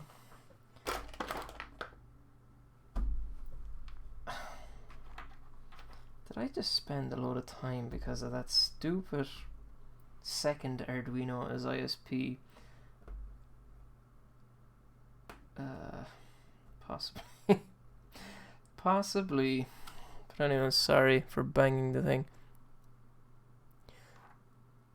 Yeah, so the problem I had is that it says, hey, when you're programming, make sure to use the one that says Attiny in it. And I did. But now I'm feeling like he's a big fat liar. Because it wouldn't upload to the Attiny 85 with that one selected. And it worked fine when I went back to the other one. So, kind of interesting. I need to double check the wiring of this when I go back. This is the reset pin. Liar, liar, pants on fire. Problem solved. Let's not be too hasty with the problem solved aspect, because maybe it doesn't work. I'm getting relatively good at knowing like how to wire this up off by heart. Now watch me do it wrong. I think that was it. Let me just double check. Arduino is ISP. We're using old style wiring. Source clock is 13. Yep. So Bregador is Irish, but I have no idea what that means. Bregador.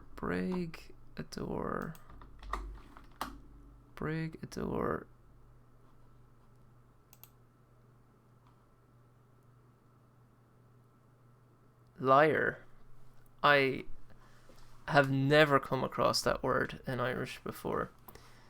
So, Irish as a language in school, I don't know if there's any Irish people left on the video, but it's weird, right? So I learned Irish between the ages of 4 and 18, and I cannot speak it well at all, which is insane. Like, if you did anything for that amount of time, even like an hour a week, you should be able to speak it, right? So so you might be going, Brian, you must be very stupid, but it's the same for everybody. So am I stupid? Maybe. But it does seem to be taught very badly. I'm just going to plug this in. I'm going to check the VCC and thing are the right way around. There's my, I set my thing for 2 hours to be on mute, my phone, and it's after going off there now. So that lets you know how long my stream has been. Let's just flick that off for another bit. Okay. Everybody better cross their fingers. or I'm gonna come and hunt you down. Tiny 8041 will do. No bootloader. I clicked that, didn't I? Blah blah blah blah blah blah blah blah. Yeah, whatever's burn bootloader. No, or burning bootloader.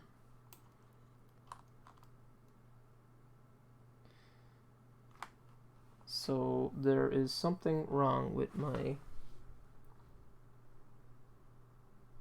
wiring here. Mosey is pin 11. And Mosey is plugged in here.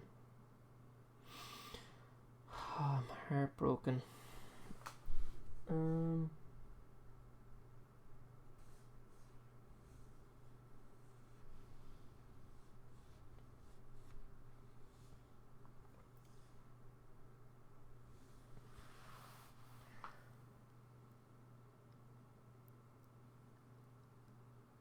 What I would like to do is literally just upload a sketch to the Attiny 841.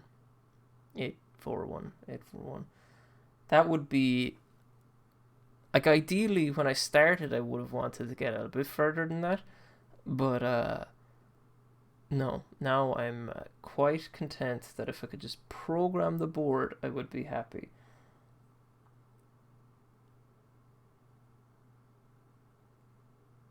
So.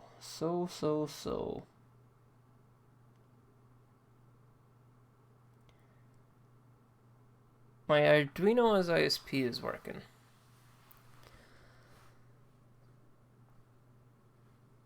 But it has stopped working when I plugged into this board, so it makes me think that I have a problem with this board.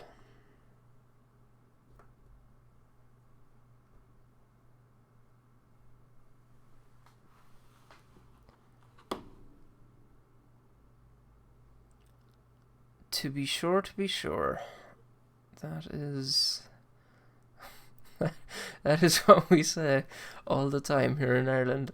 Well, I don't know, do we? Maybe some people do. To be sure.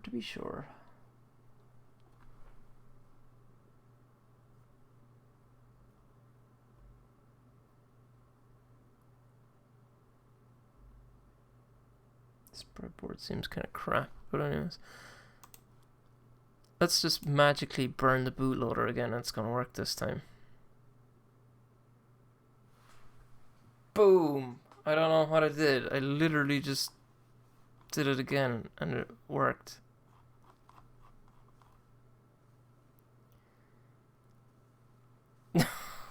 Graham, you, like, I'd say for every video I do, there's times like this that just, like, magically get left on the editing floor.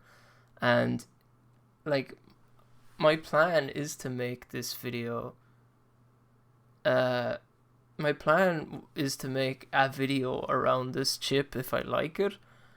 And, like, this is the stuff that's not going to make the video, right? And I actually think it's a bit of a big problem with making in general, right? So there's, like, loads of sides of the coin, even though coins only have two sides. But, like, most people want concise stuff. You know, if they're, like, if somebody is, you know, they're not just, like, a fan of your videos or whatever. If you type into YouTube how to program in Attiny 841, you don't want to hear about me failing for 2 hours. You definitely don't want to see it. Maybe I say it or whatever, but, like, isn't it's, you know, you bomb on true or whatever, like, as in, here's how you wire it up, here's what you do, this works, and blah blah blah blah blah blah blah. And, like, it's more instructional. You don't want to hear about my life story and how we got to this point, and I still haven't pulled out my hair somehow. But yeah, it's but the problem with that is that it makes it seem like when you go to do it and it doesn't work for you, it's like, oh, I'm the worst. I'm terrible at this. Nobody else has this problems. Everybody has this problems. We just don't show it. So this maker culture, like, it's normally very positive and stuff, and it is, but we really do a lot of the times hide the mistakes we make and stuff. Yeah, all you see is people breezing through their projects because that's what, in general, people want to see. Like, I get a lot of comments saying, like, hey, keep doing these short videos because your live streams are too long. And they're probably right. Like, I actually prefer videos that are short too. So, like, from a consumer point of view, live streams are actually much easier to do for me. Well, other than I need to get uninterrupted time for however long they go on for. But, like, I don't have to edit anything. This is done. This video is set... this video is set to go private afterwards, actually. I don't know how I'm going to handle if I do some more live streams, because I do think they kind of clog up the channel a little bit. Because, like, my videos are all, like, as short as I can make them, and then there's a 2-hour live stream, and it's just like, I don't know what's going on there. I don't know whether to put it on a separate channel. I wouldn't do the actual stream on a separate channel, but do I put the video of it on a separate channel? Maybe I just make it unlisted and do a channel post of them. I don't know. Maybe I don't make it unlisted at all. No idea. Yeah. Because, like, the way YouTube works, as far as I can tell, I don't actually know, and I'm gonna actually do some programming while I'm looking at this. The way unlisted in a public playlist might work too. Or compiling, no, oh, there's no, so maybe I do need a bootloader. Okay, fair enough.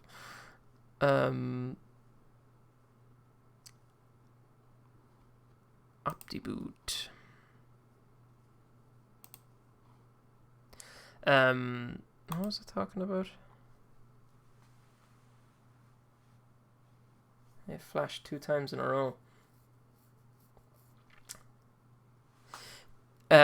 Sorry, no, there's no external crystal. There's literally power. Sorry, there's the chip and a capacitor. That is all there is.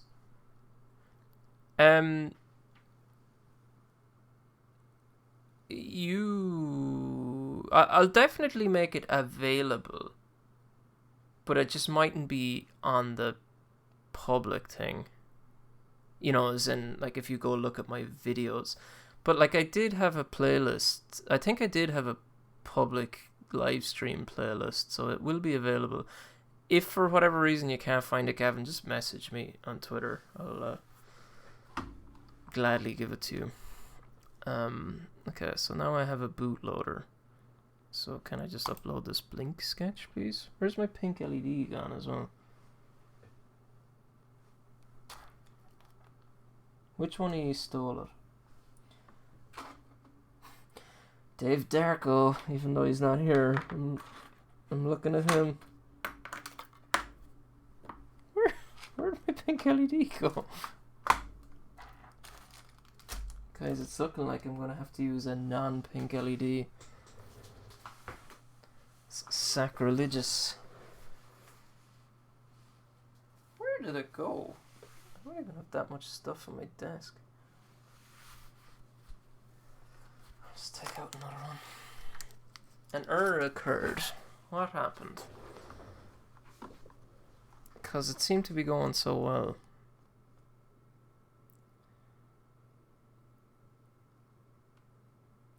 Well, that's interesting.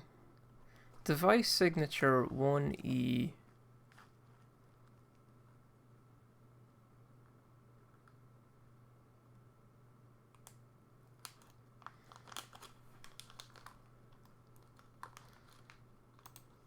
Do I have... Where do you see the flash?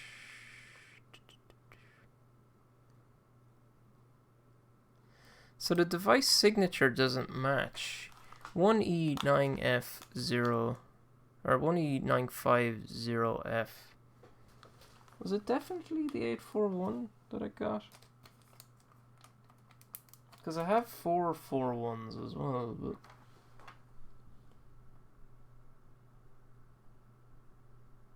yeah, it's definitely an 841. Just had a programmed AK.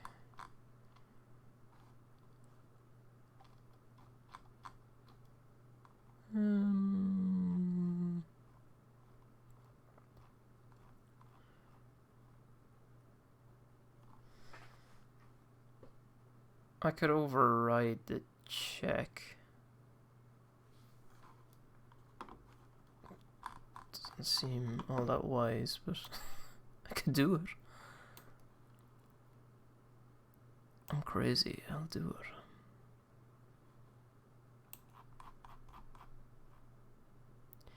An error occurred while uploading the sketch.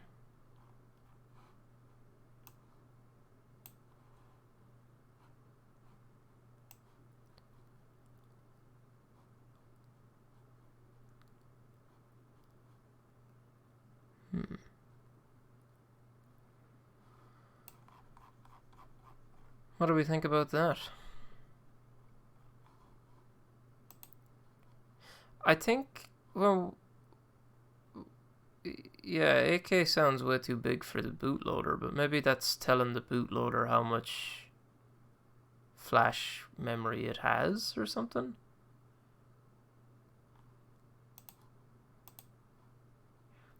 So what's happening here is it seems that my device signature doesn't match up.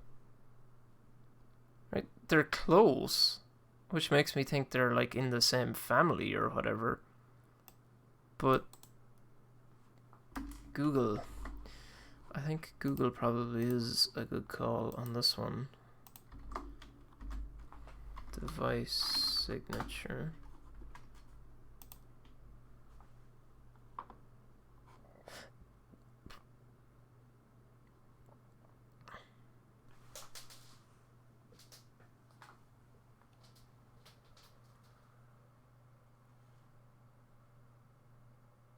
Since AVR, I guess that you're talking to a bootloader that was built for the Atmega 32 AP. I'm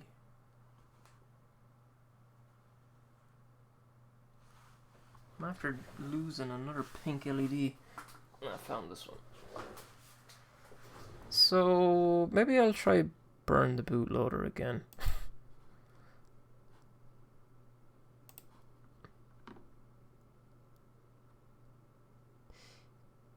Yeah, I have Arduino as ISP. I can't make that bigger. Let me try burn the bootloader again.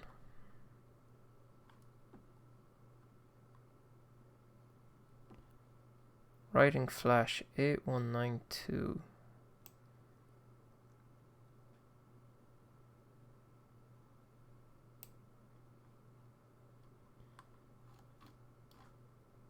One E9315.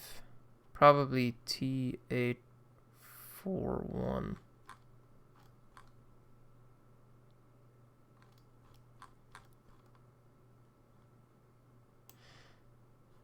It's weird that it's a device that is showing up though. Like as in, you know, it is a valid signature for a device. It's just not my device. Hey Sean, how's it going?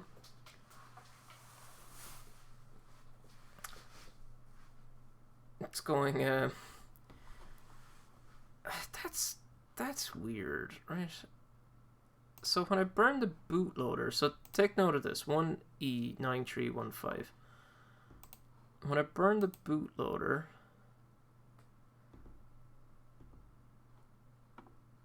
device signature is the 1E9315.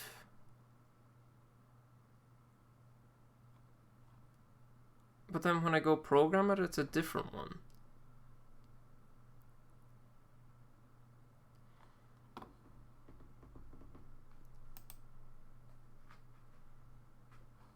Bootloader UART.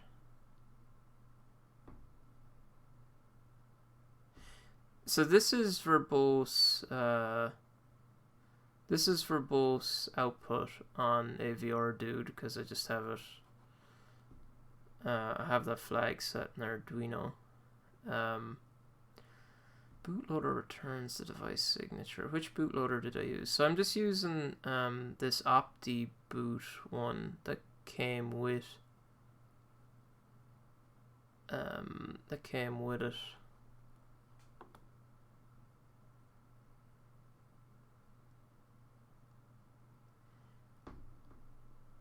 I have two instances of the Arduino IDE not open right now, but this is a portable version of the Arduino IDE.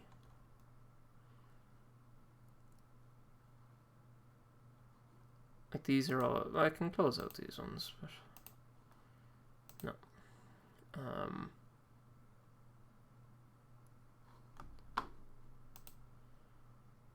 So is the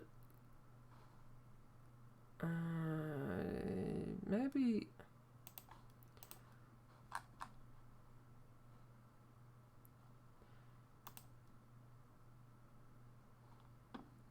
4 days ago the push to master.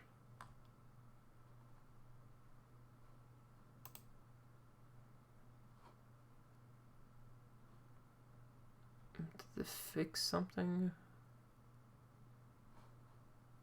You know, I'm not too far away from that. I don't see anything.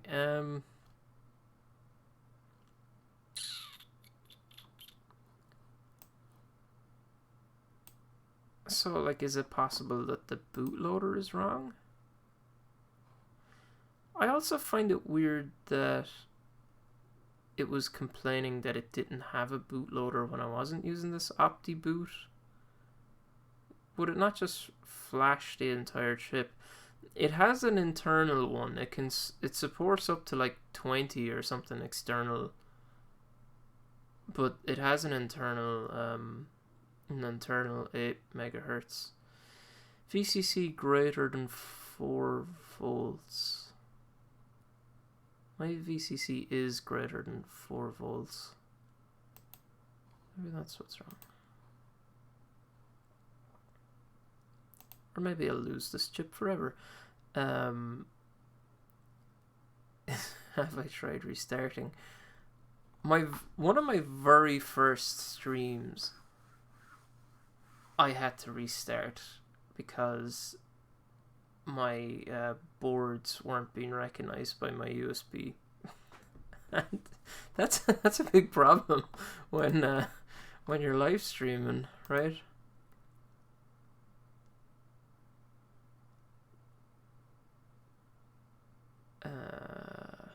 The chances of this working is 0.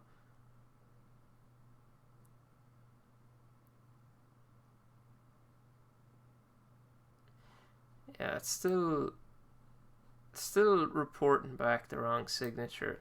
So it can't be a wiring problem because it's consistently reporting back this this. So I'll restart the IDE. I'll take that. And I'll start it back up again.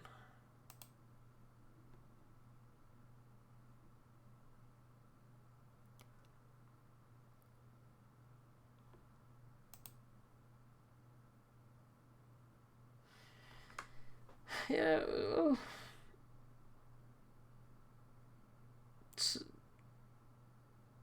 yeah, you do, don't you?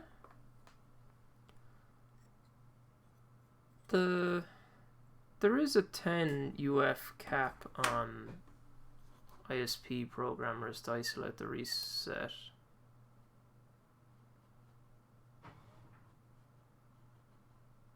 Maybe I do need that.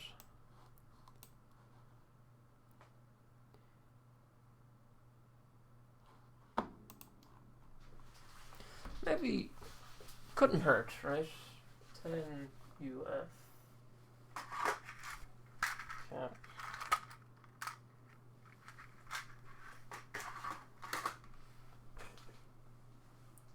is that between?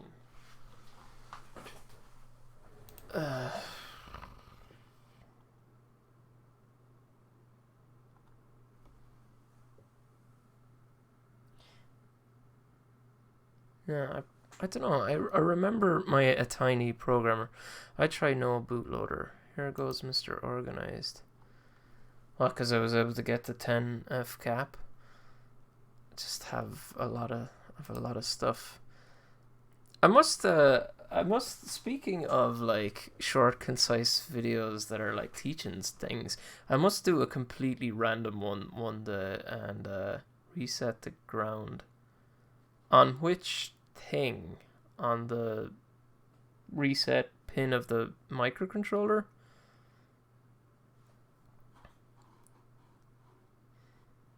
Yeah, they don't use the same reset pin, so I can't imagine. I don't know. Well, because of the power, maybe. I don't know. Okay, so cap goes on the board you're using as a programmer between reset and ground.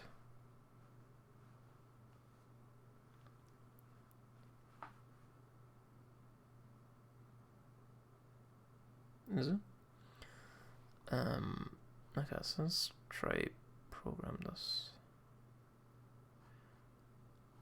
So we'll try without OptiBoot. No bootloader. Burn bootloader. We're getting really good at burning this bootloader.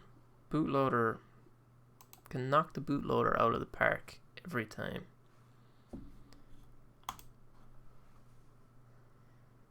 Until we can't. Maybe I should stop saying that so confidently. There'll be just some minute it'll stop working. Okay, we are further along than we were. Maybe I don't have Arduino as ISP selected. A tiny AVR part not found.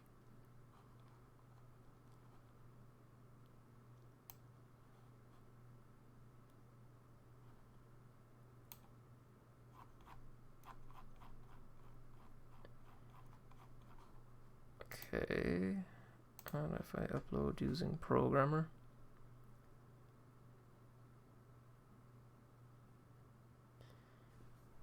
No bootloader.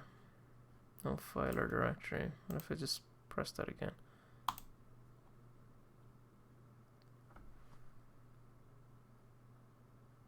It did not work.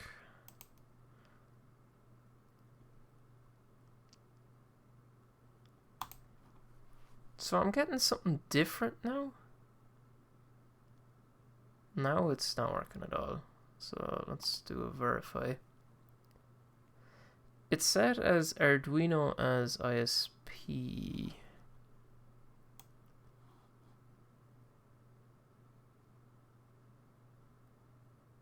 So I'm getting no such file or directory when I try to compile. So the problem isn't no bootloader. So I was thinking it was complaining when I was trying to compile because there was no bootloader. But no bootloader is just the name of the board, right? Yeah, I have Arduino as ISP selected. Maybe now I need to swap to Arduino as ISP, a tiny core.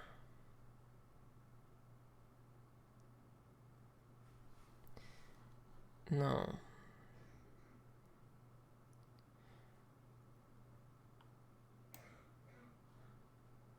So it can't find the board that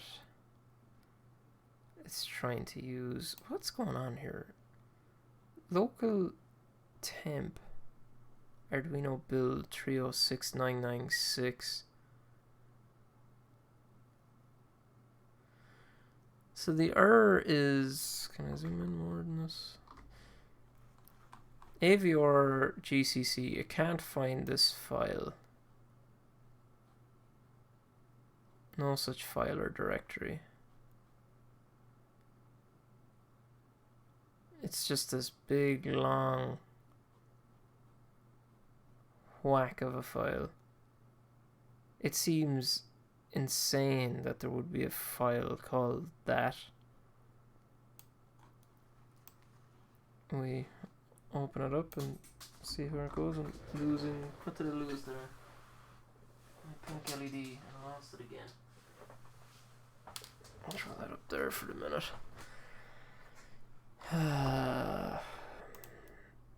This is going well. Okay.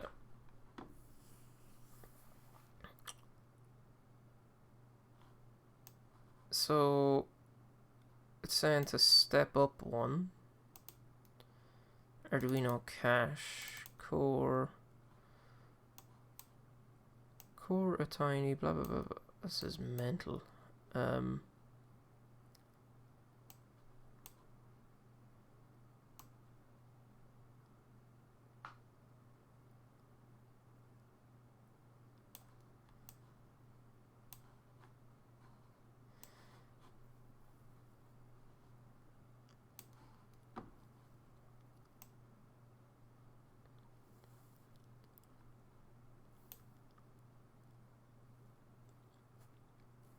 What's weird is that file does seem to exist.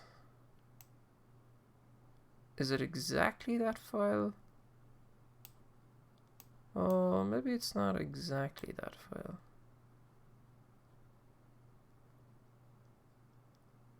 A clock 8 internal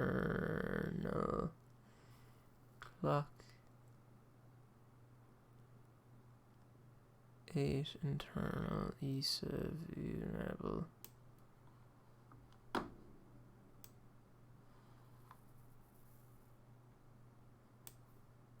Like it looks, I can't say for sure, but it looks the same.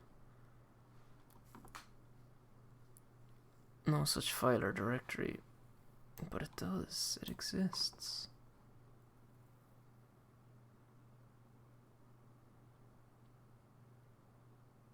Windows doesn't care about the forward and backslashes, does it?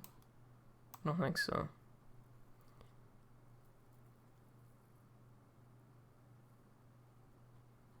Yeah, so like if we look here, so this is the start of it, 306996, and then it goes up a folder with the two dots, right? So that brings me back to temp, which has Arduino cache 27855, which is core, and then has this core Attiny. Like, I'll compare the two of them, I guess. Do I have Notepad++ or something? I do.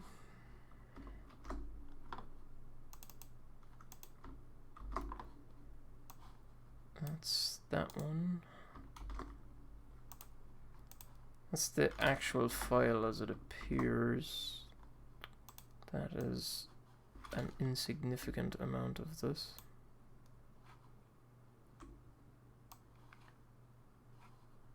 Just grab that much and worry about tidying it up in here.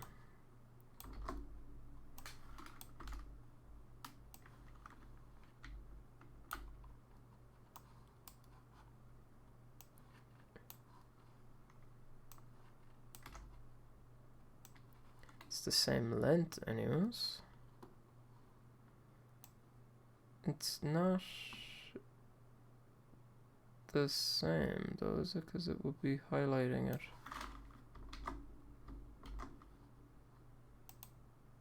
Yeah, no, they're the same.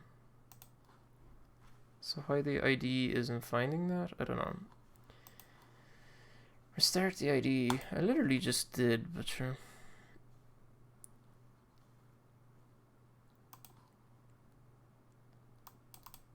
We can restart. It's not that new, as far as I know.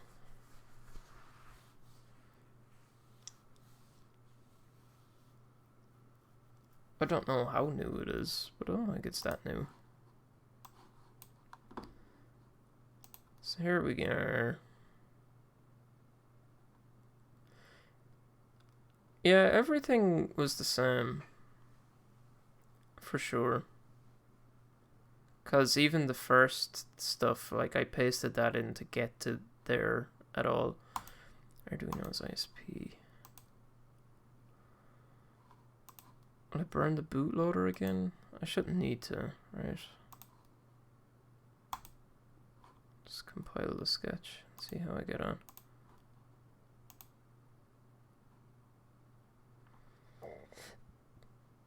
I have multiple Arduino caches now. Okay. So this is what we were getting the last time we restarted the board.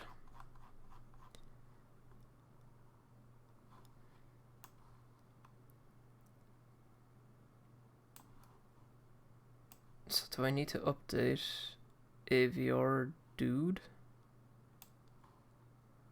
Hey, Make Me Lab, how's it going? Things are going relatively terribly here. Can I update AVR dude from here? This I should just search for, right? 10 out of 10 for staying power. That's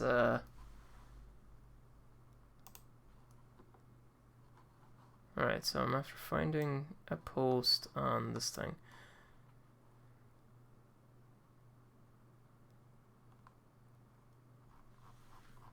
Okay, so he's having the same problem as me.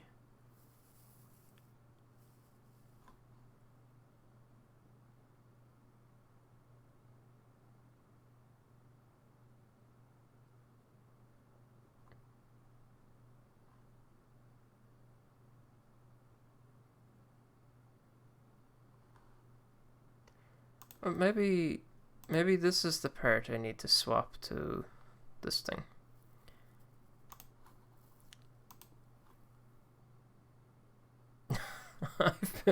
I was like, oh, this will take like an hour or something. Okay, so it does not like when I swap to that. So this is the closest I get to it.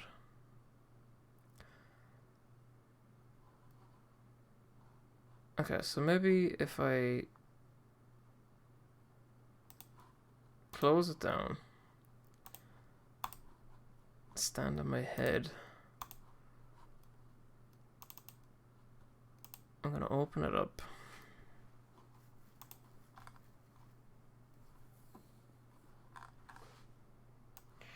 Okay, so let's read what we're saying here.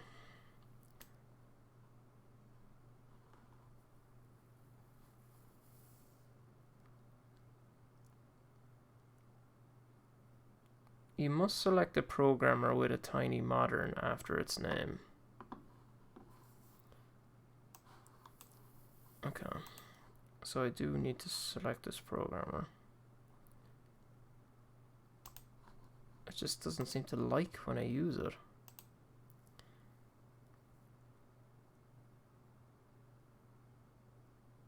Oh, it's compiling.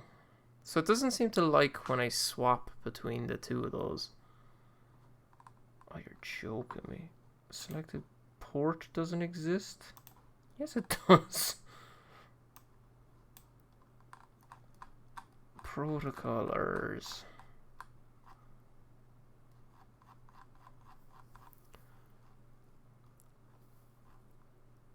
The selected serial port does not exist, or the board is not connected. We're just inching our way closer every time.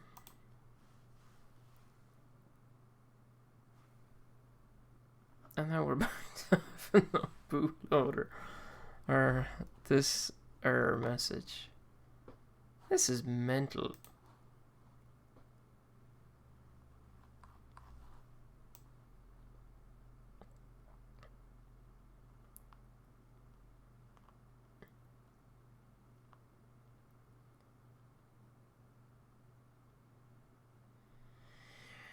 I don't overlook at that. Okay, I'll look over that part of the instructions. It's not enabled because it's not very common, and people don't like how both of my Attiny cores adds their own blob of programmers. So I disable the uncommon programmers. You can unenable it. Would it be possible? Cop out merging them to do the following. In one of the cores, rename AVR cores tiny to tiny modern and adjust boards.txt. Newer issue on the matter.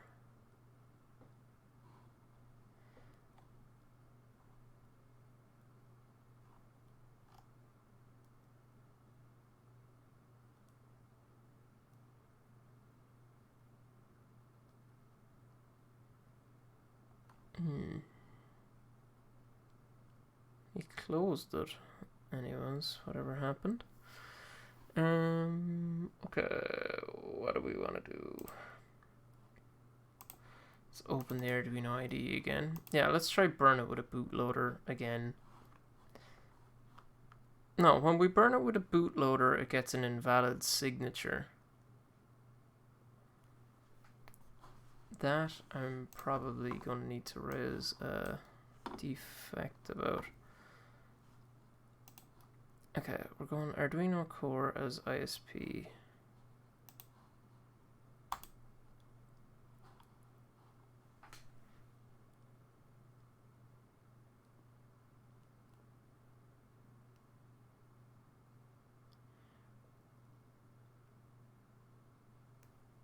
There was a problem uploading the sketch. Okay, let's try burn the bootloader. Burning bootloader. This Arduino as ISP does not seem to work very well. The one with the Attiny core at the end. This one burns bootloaders for me.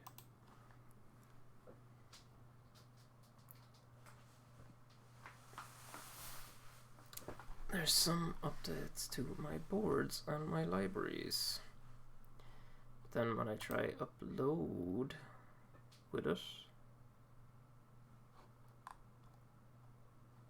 oh my god, I don't know what is going on with this. Maybe it doesn't like the portable libraries.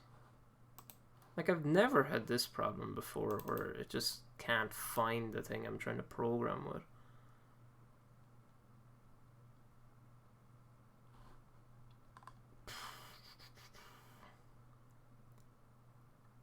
That was a tiny 841, so it's old.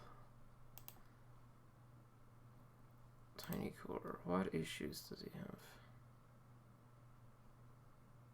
Wire flush, does not blank properly. Add sketch. Examples. A lot of closed ones.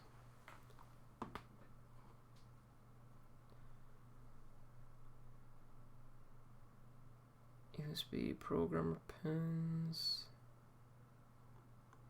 Add second pin mapping.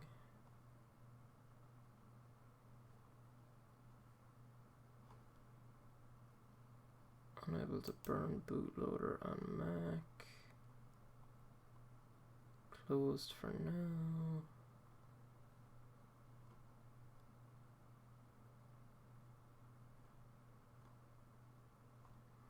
Don't see anything major here.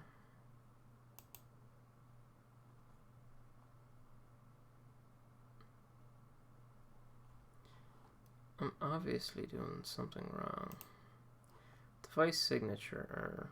Okay, this is literally the same problem I'm getting.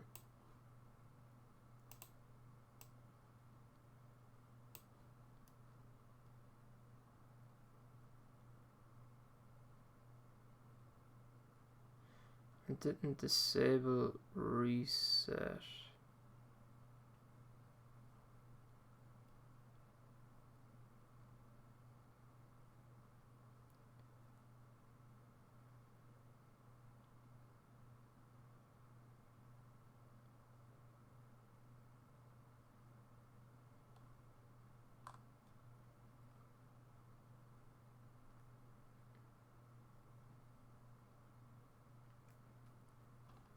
So what's this? Online.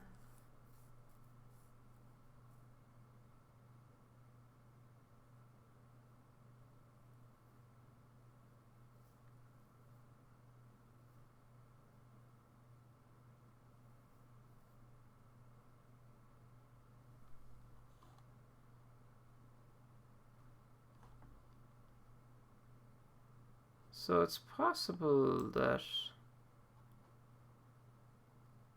the released version has a bug in it. It's March of last year. That's a while, like. Okay, hold on. Show. They are not reversed. I have made that mistake many times in the past. But they are not.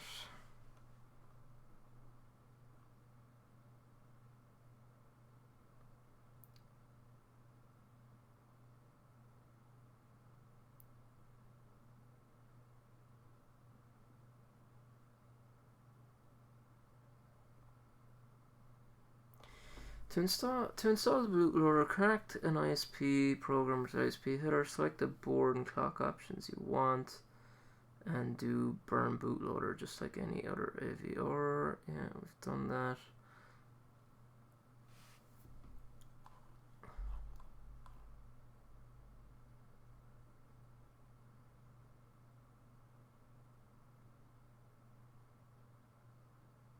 Problem with the flash not verifying was caused by self-purge plugin, which was turned off by default. This prevents any bootloader from programming the flash.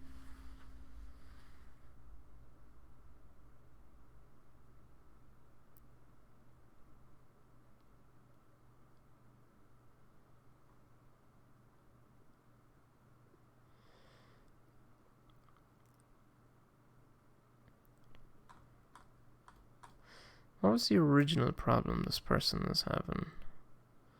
Opti bootloader verification error.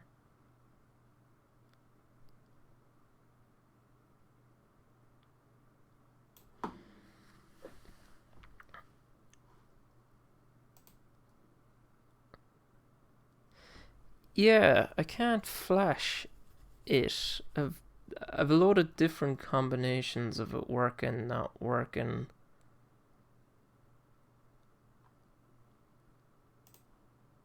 Okay, so let's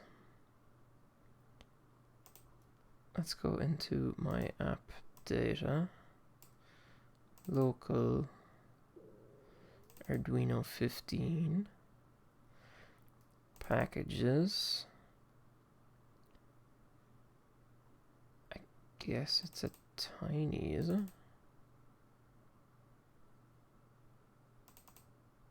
No.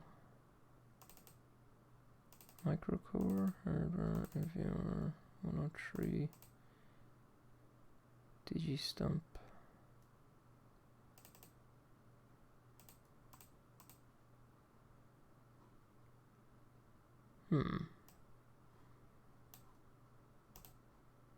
Maybe it just does not like being a portable version. Packages, here we go, Tiny Core, hardware, AVR 123, avrdude.conf. So the auto reset, you need to disable the auto reset. We talked about it as well. Did you install the one cap? No. So we'll like disable the auto reset. So that's reset to ground with a cap, is it?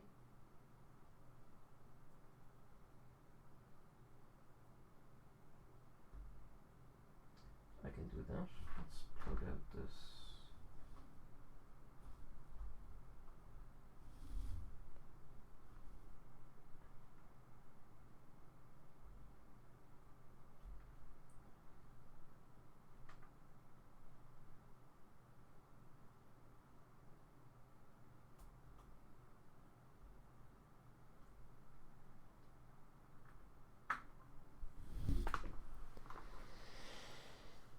Okie dokie. Alright, so I'm gonna burn the bootloader again.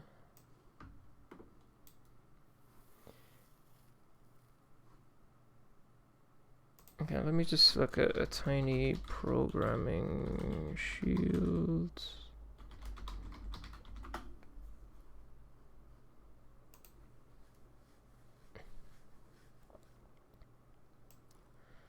Yes, handsome fellow who made this before.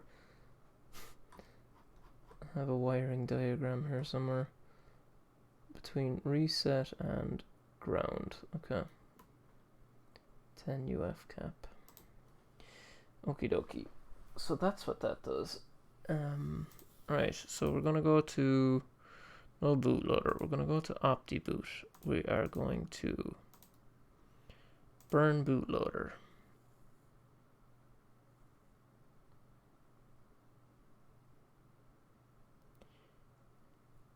And it's going to work, maybe? Okay, that worked. And now we are going to just try upload it, I suppose.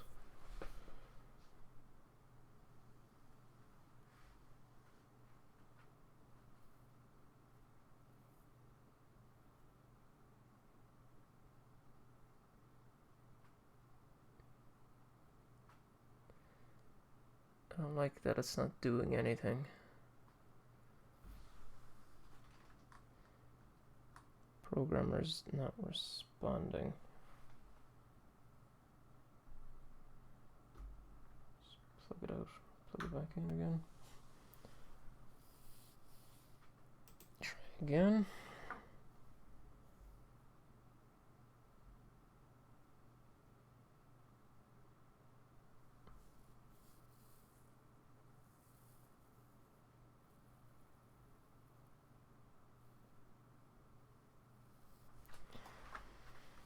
Problem uploading to the board.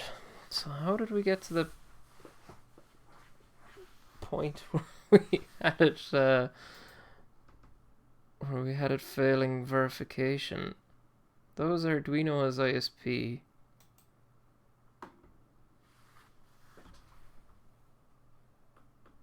I powered it off via USB, like plugging out the USB. So you'd imagine it reset.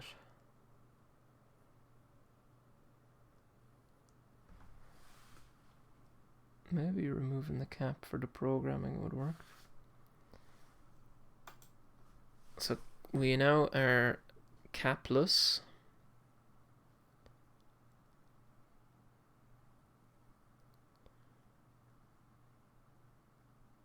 So not having the cap makes the programming work. The device signature is still wrong.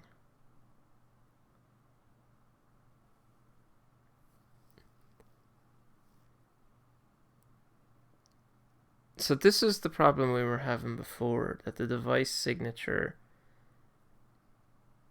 is reading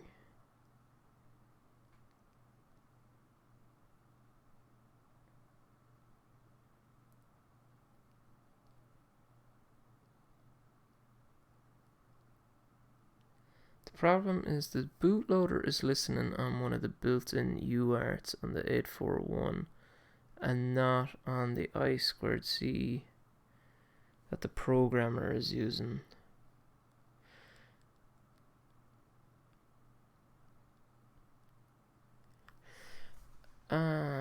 So you think that... Okay, so you think I could program over serial now?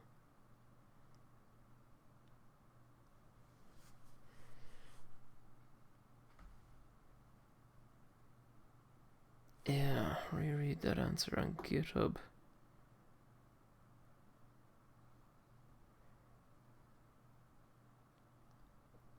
So we're back to this one. I think you could be right though. EMC gone.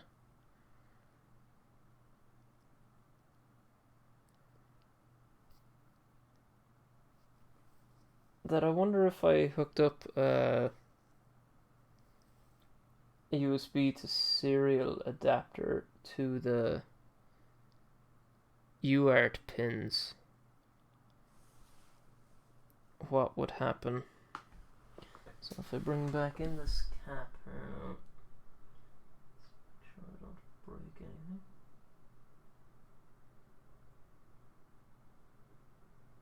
After resetting the board anyways. It's almost good to know. I think you could be right though, because like what else is the bootloader doing if I'm just programming it the same way?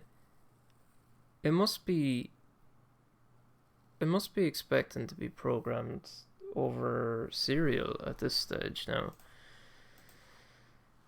So where is UART 1?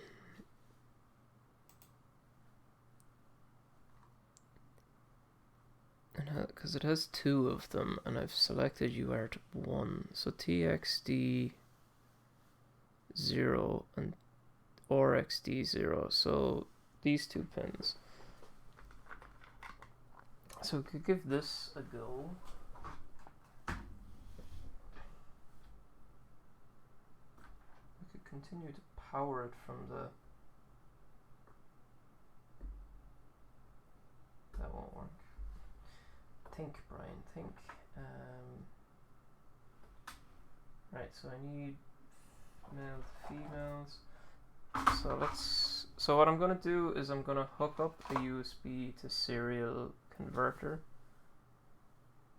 to this board now. I'm gonna keep using the nano for power,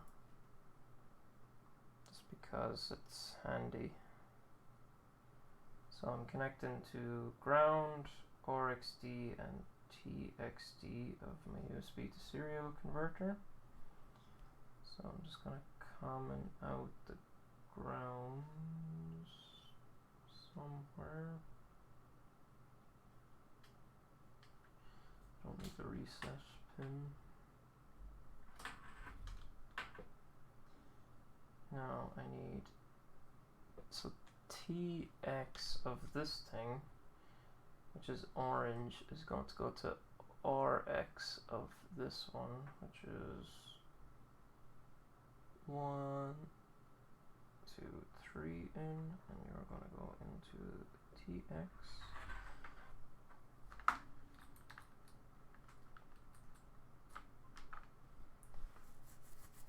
Right. Yeah, I know. Isn't that crazy? There's 2 hardware UARTs. Well, one of them is definitely a hardware one, and it's yeah, I'm using these 2 pins because, well, I guess I could use any, right? Because the bootloader doesn't matter. But I've selected UART 0 at the moment.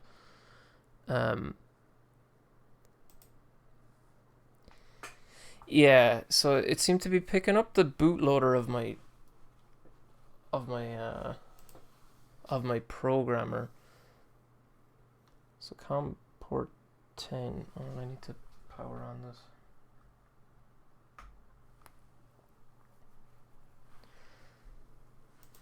I don't know what programmer to use now.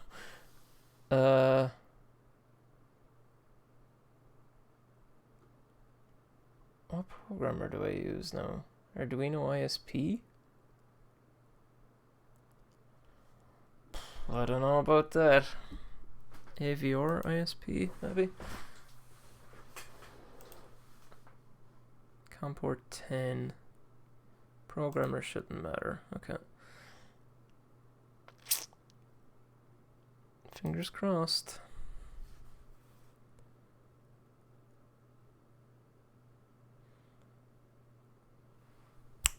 Boom. EMC gone. You are a genius.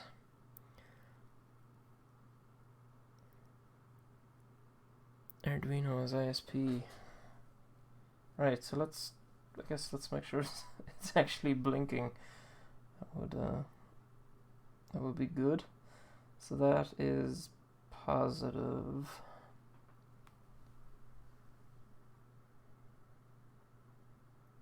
Which one was it? I think it was this one.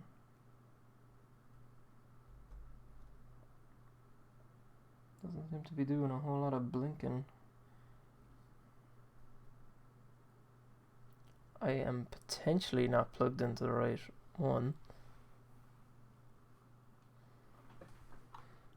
Blink 841 LED 3. What's with all the different programmers? Good question. I haven't been able to get it to program without a bootloader for some reason. And then when you program it with a bootloader, then it's not expecting to get programmed via ISP anymore. It's expecting to be programmed via serial. So I've introduced this is a bog standard USB to serial converter. These are like 50 cent or something from AliExpress. So if, I would highly recommend picking one up.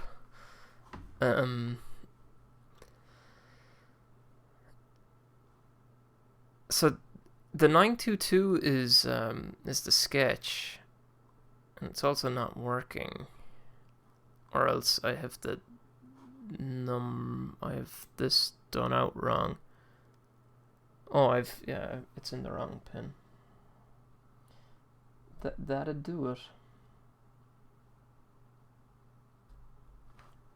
Look at that magnificent pink specimen. Woo! I spent over 3 hours on this. What the hell? Oh, man. 3 hours to blink an LED. 3. I am senior software developer. I have a degree in electronics and computer engineering. 3 hours to blink an LED.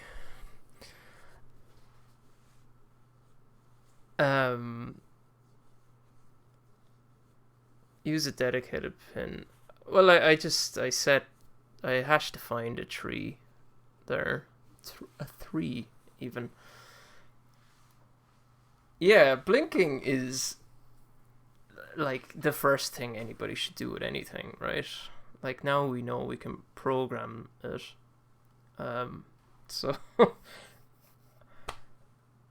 okay, so sometimes I watch is it what's it called? Food, I can't remember.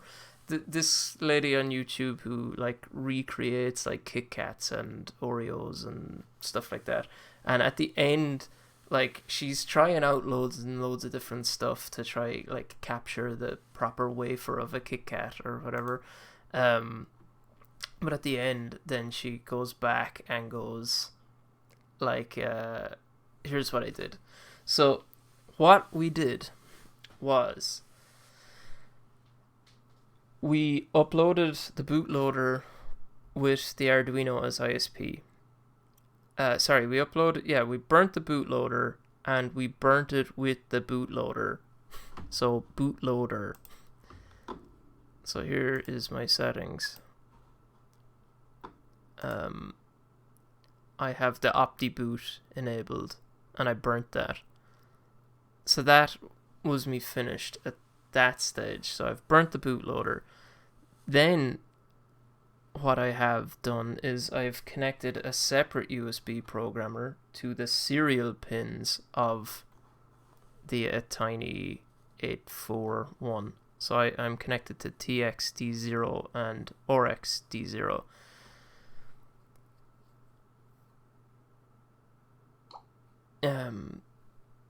Yeah. So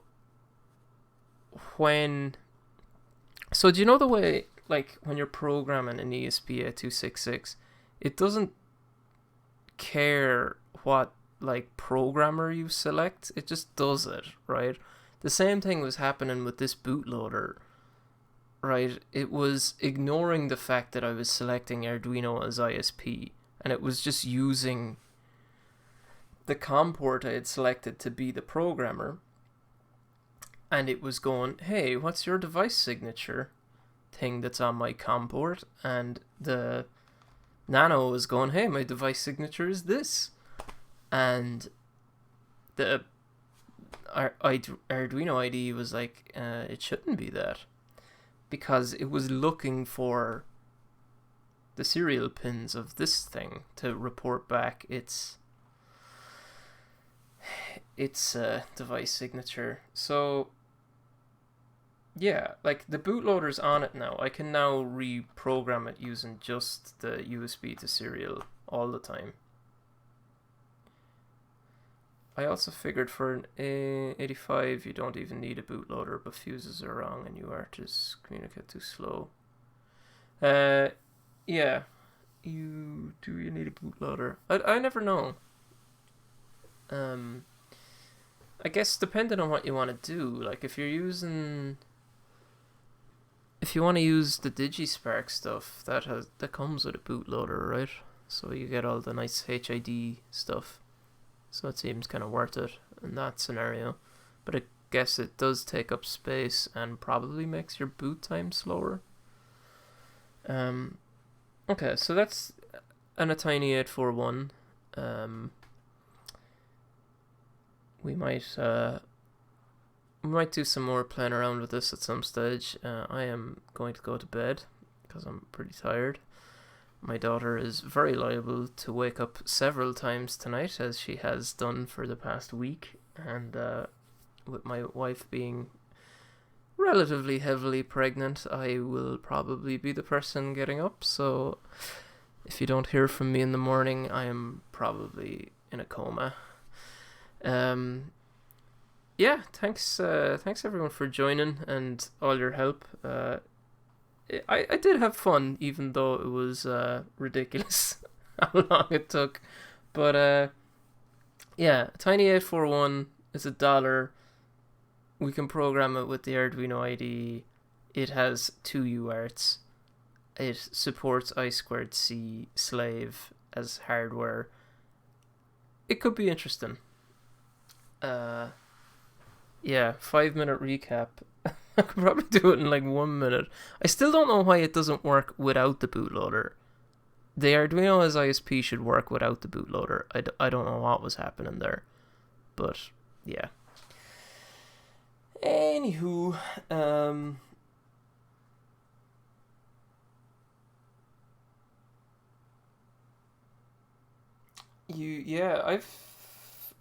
done that with the what's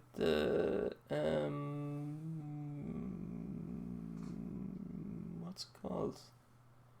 Node MCU board. There's a chip enable pin and you can pull that to ground and that disables it, and then you can use its USBs to serial converter, which is quite handy, especially handy for programming other ESP8266s because you can use the auto reset pins. It is the cheapest auto resetting programming board out there. A Node MCU. You can actually buy the Node MCU boards without the ESP8266 on it, so that's the cheapest one. That's like $1.50. But I guess you may as well just buy the one with the ESP8266 on it for $2.50. But yeah, interesting. So, fun times. We'll do a 5-minute recap video at some stage. My desk is such a mess. Okay, cool. Makercast this Sunday, 8 o'clock my time on Unexpected Makers channel. Feel free to join. It's myself, Sion, Bitlooney, Chunky Steve, who's Stephen Ludgate, and then Liz from Blitz City DIY, who you should also check out if you don't know her.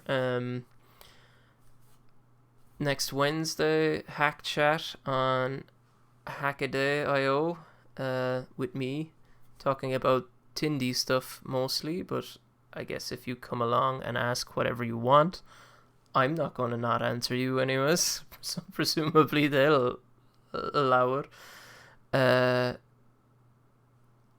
Yeah.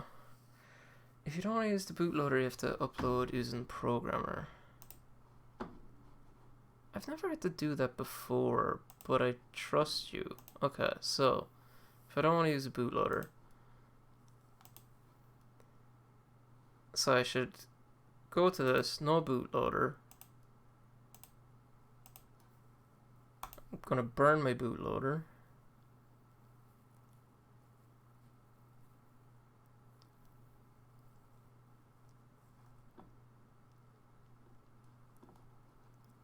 I'm using the wrong programmer. Arduino is ISP. Burn bootloader. Yeah. Burn bootloader.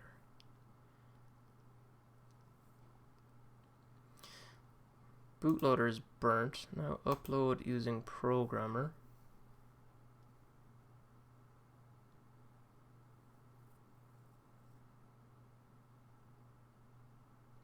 Yeah, so this was the problem I was getting when I was trying to upload using this.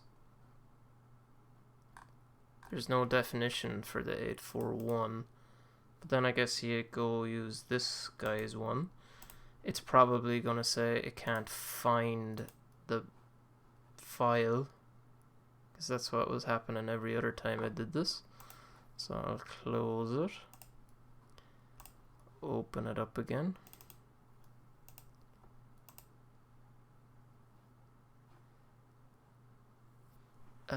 Did I open that? I think I did. Did I? I don't know. Maybe. Yeah, I did. So I have Arduino as ISP, this Attiny core. I'm gonna upload using programmer.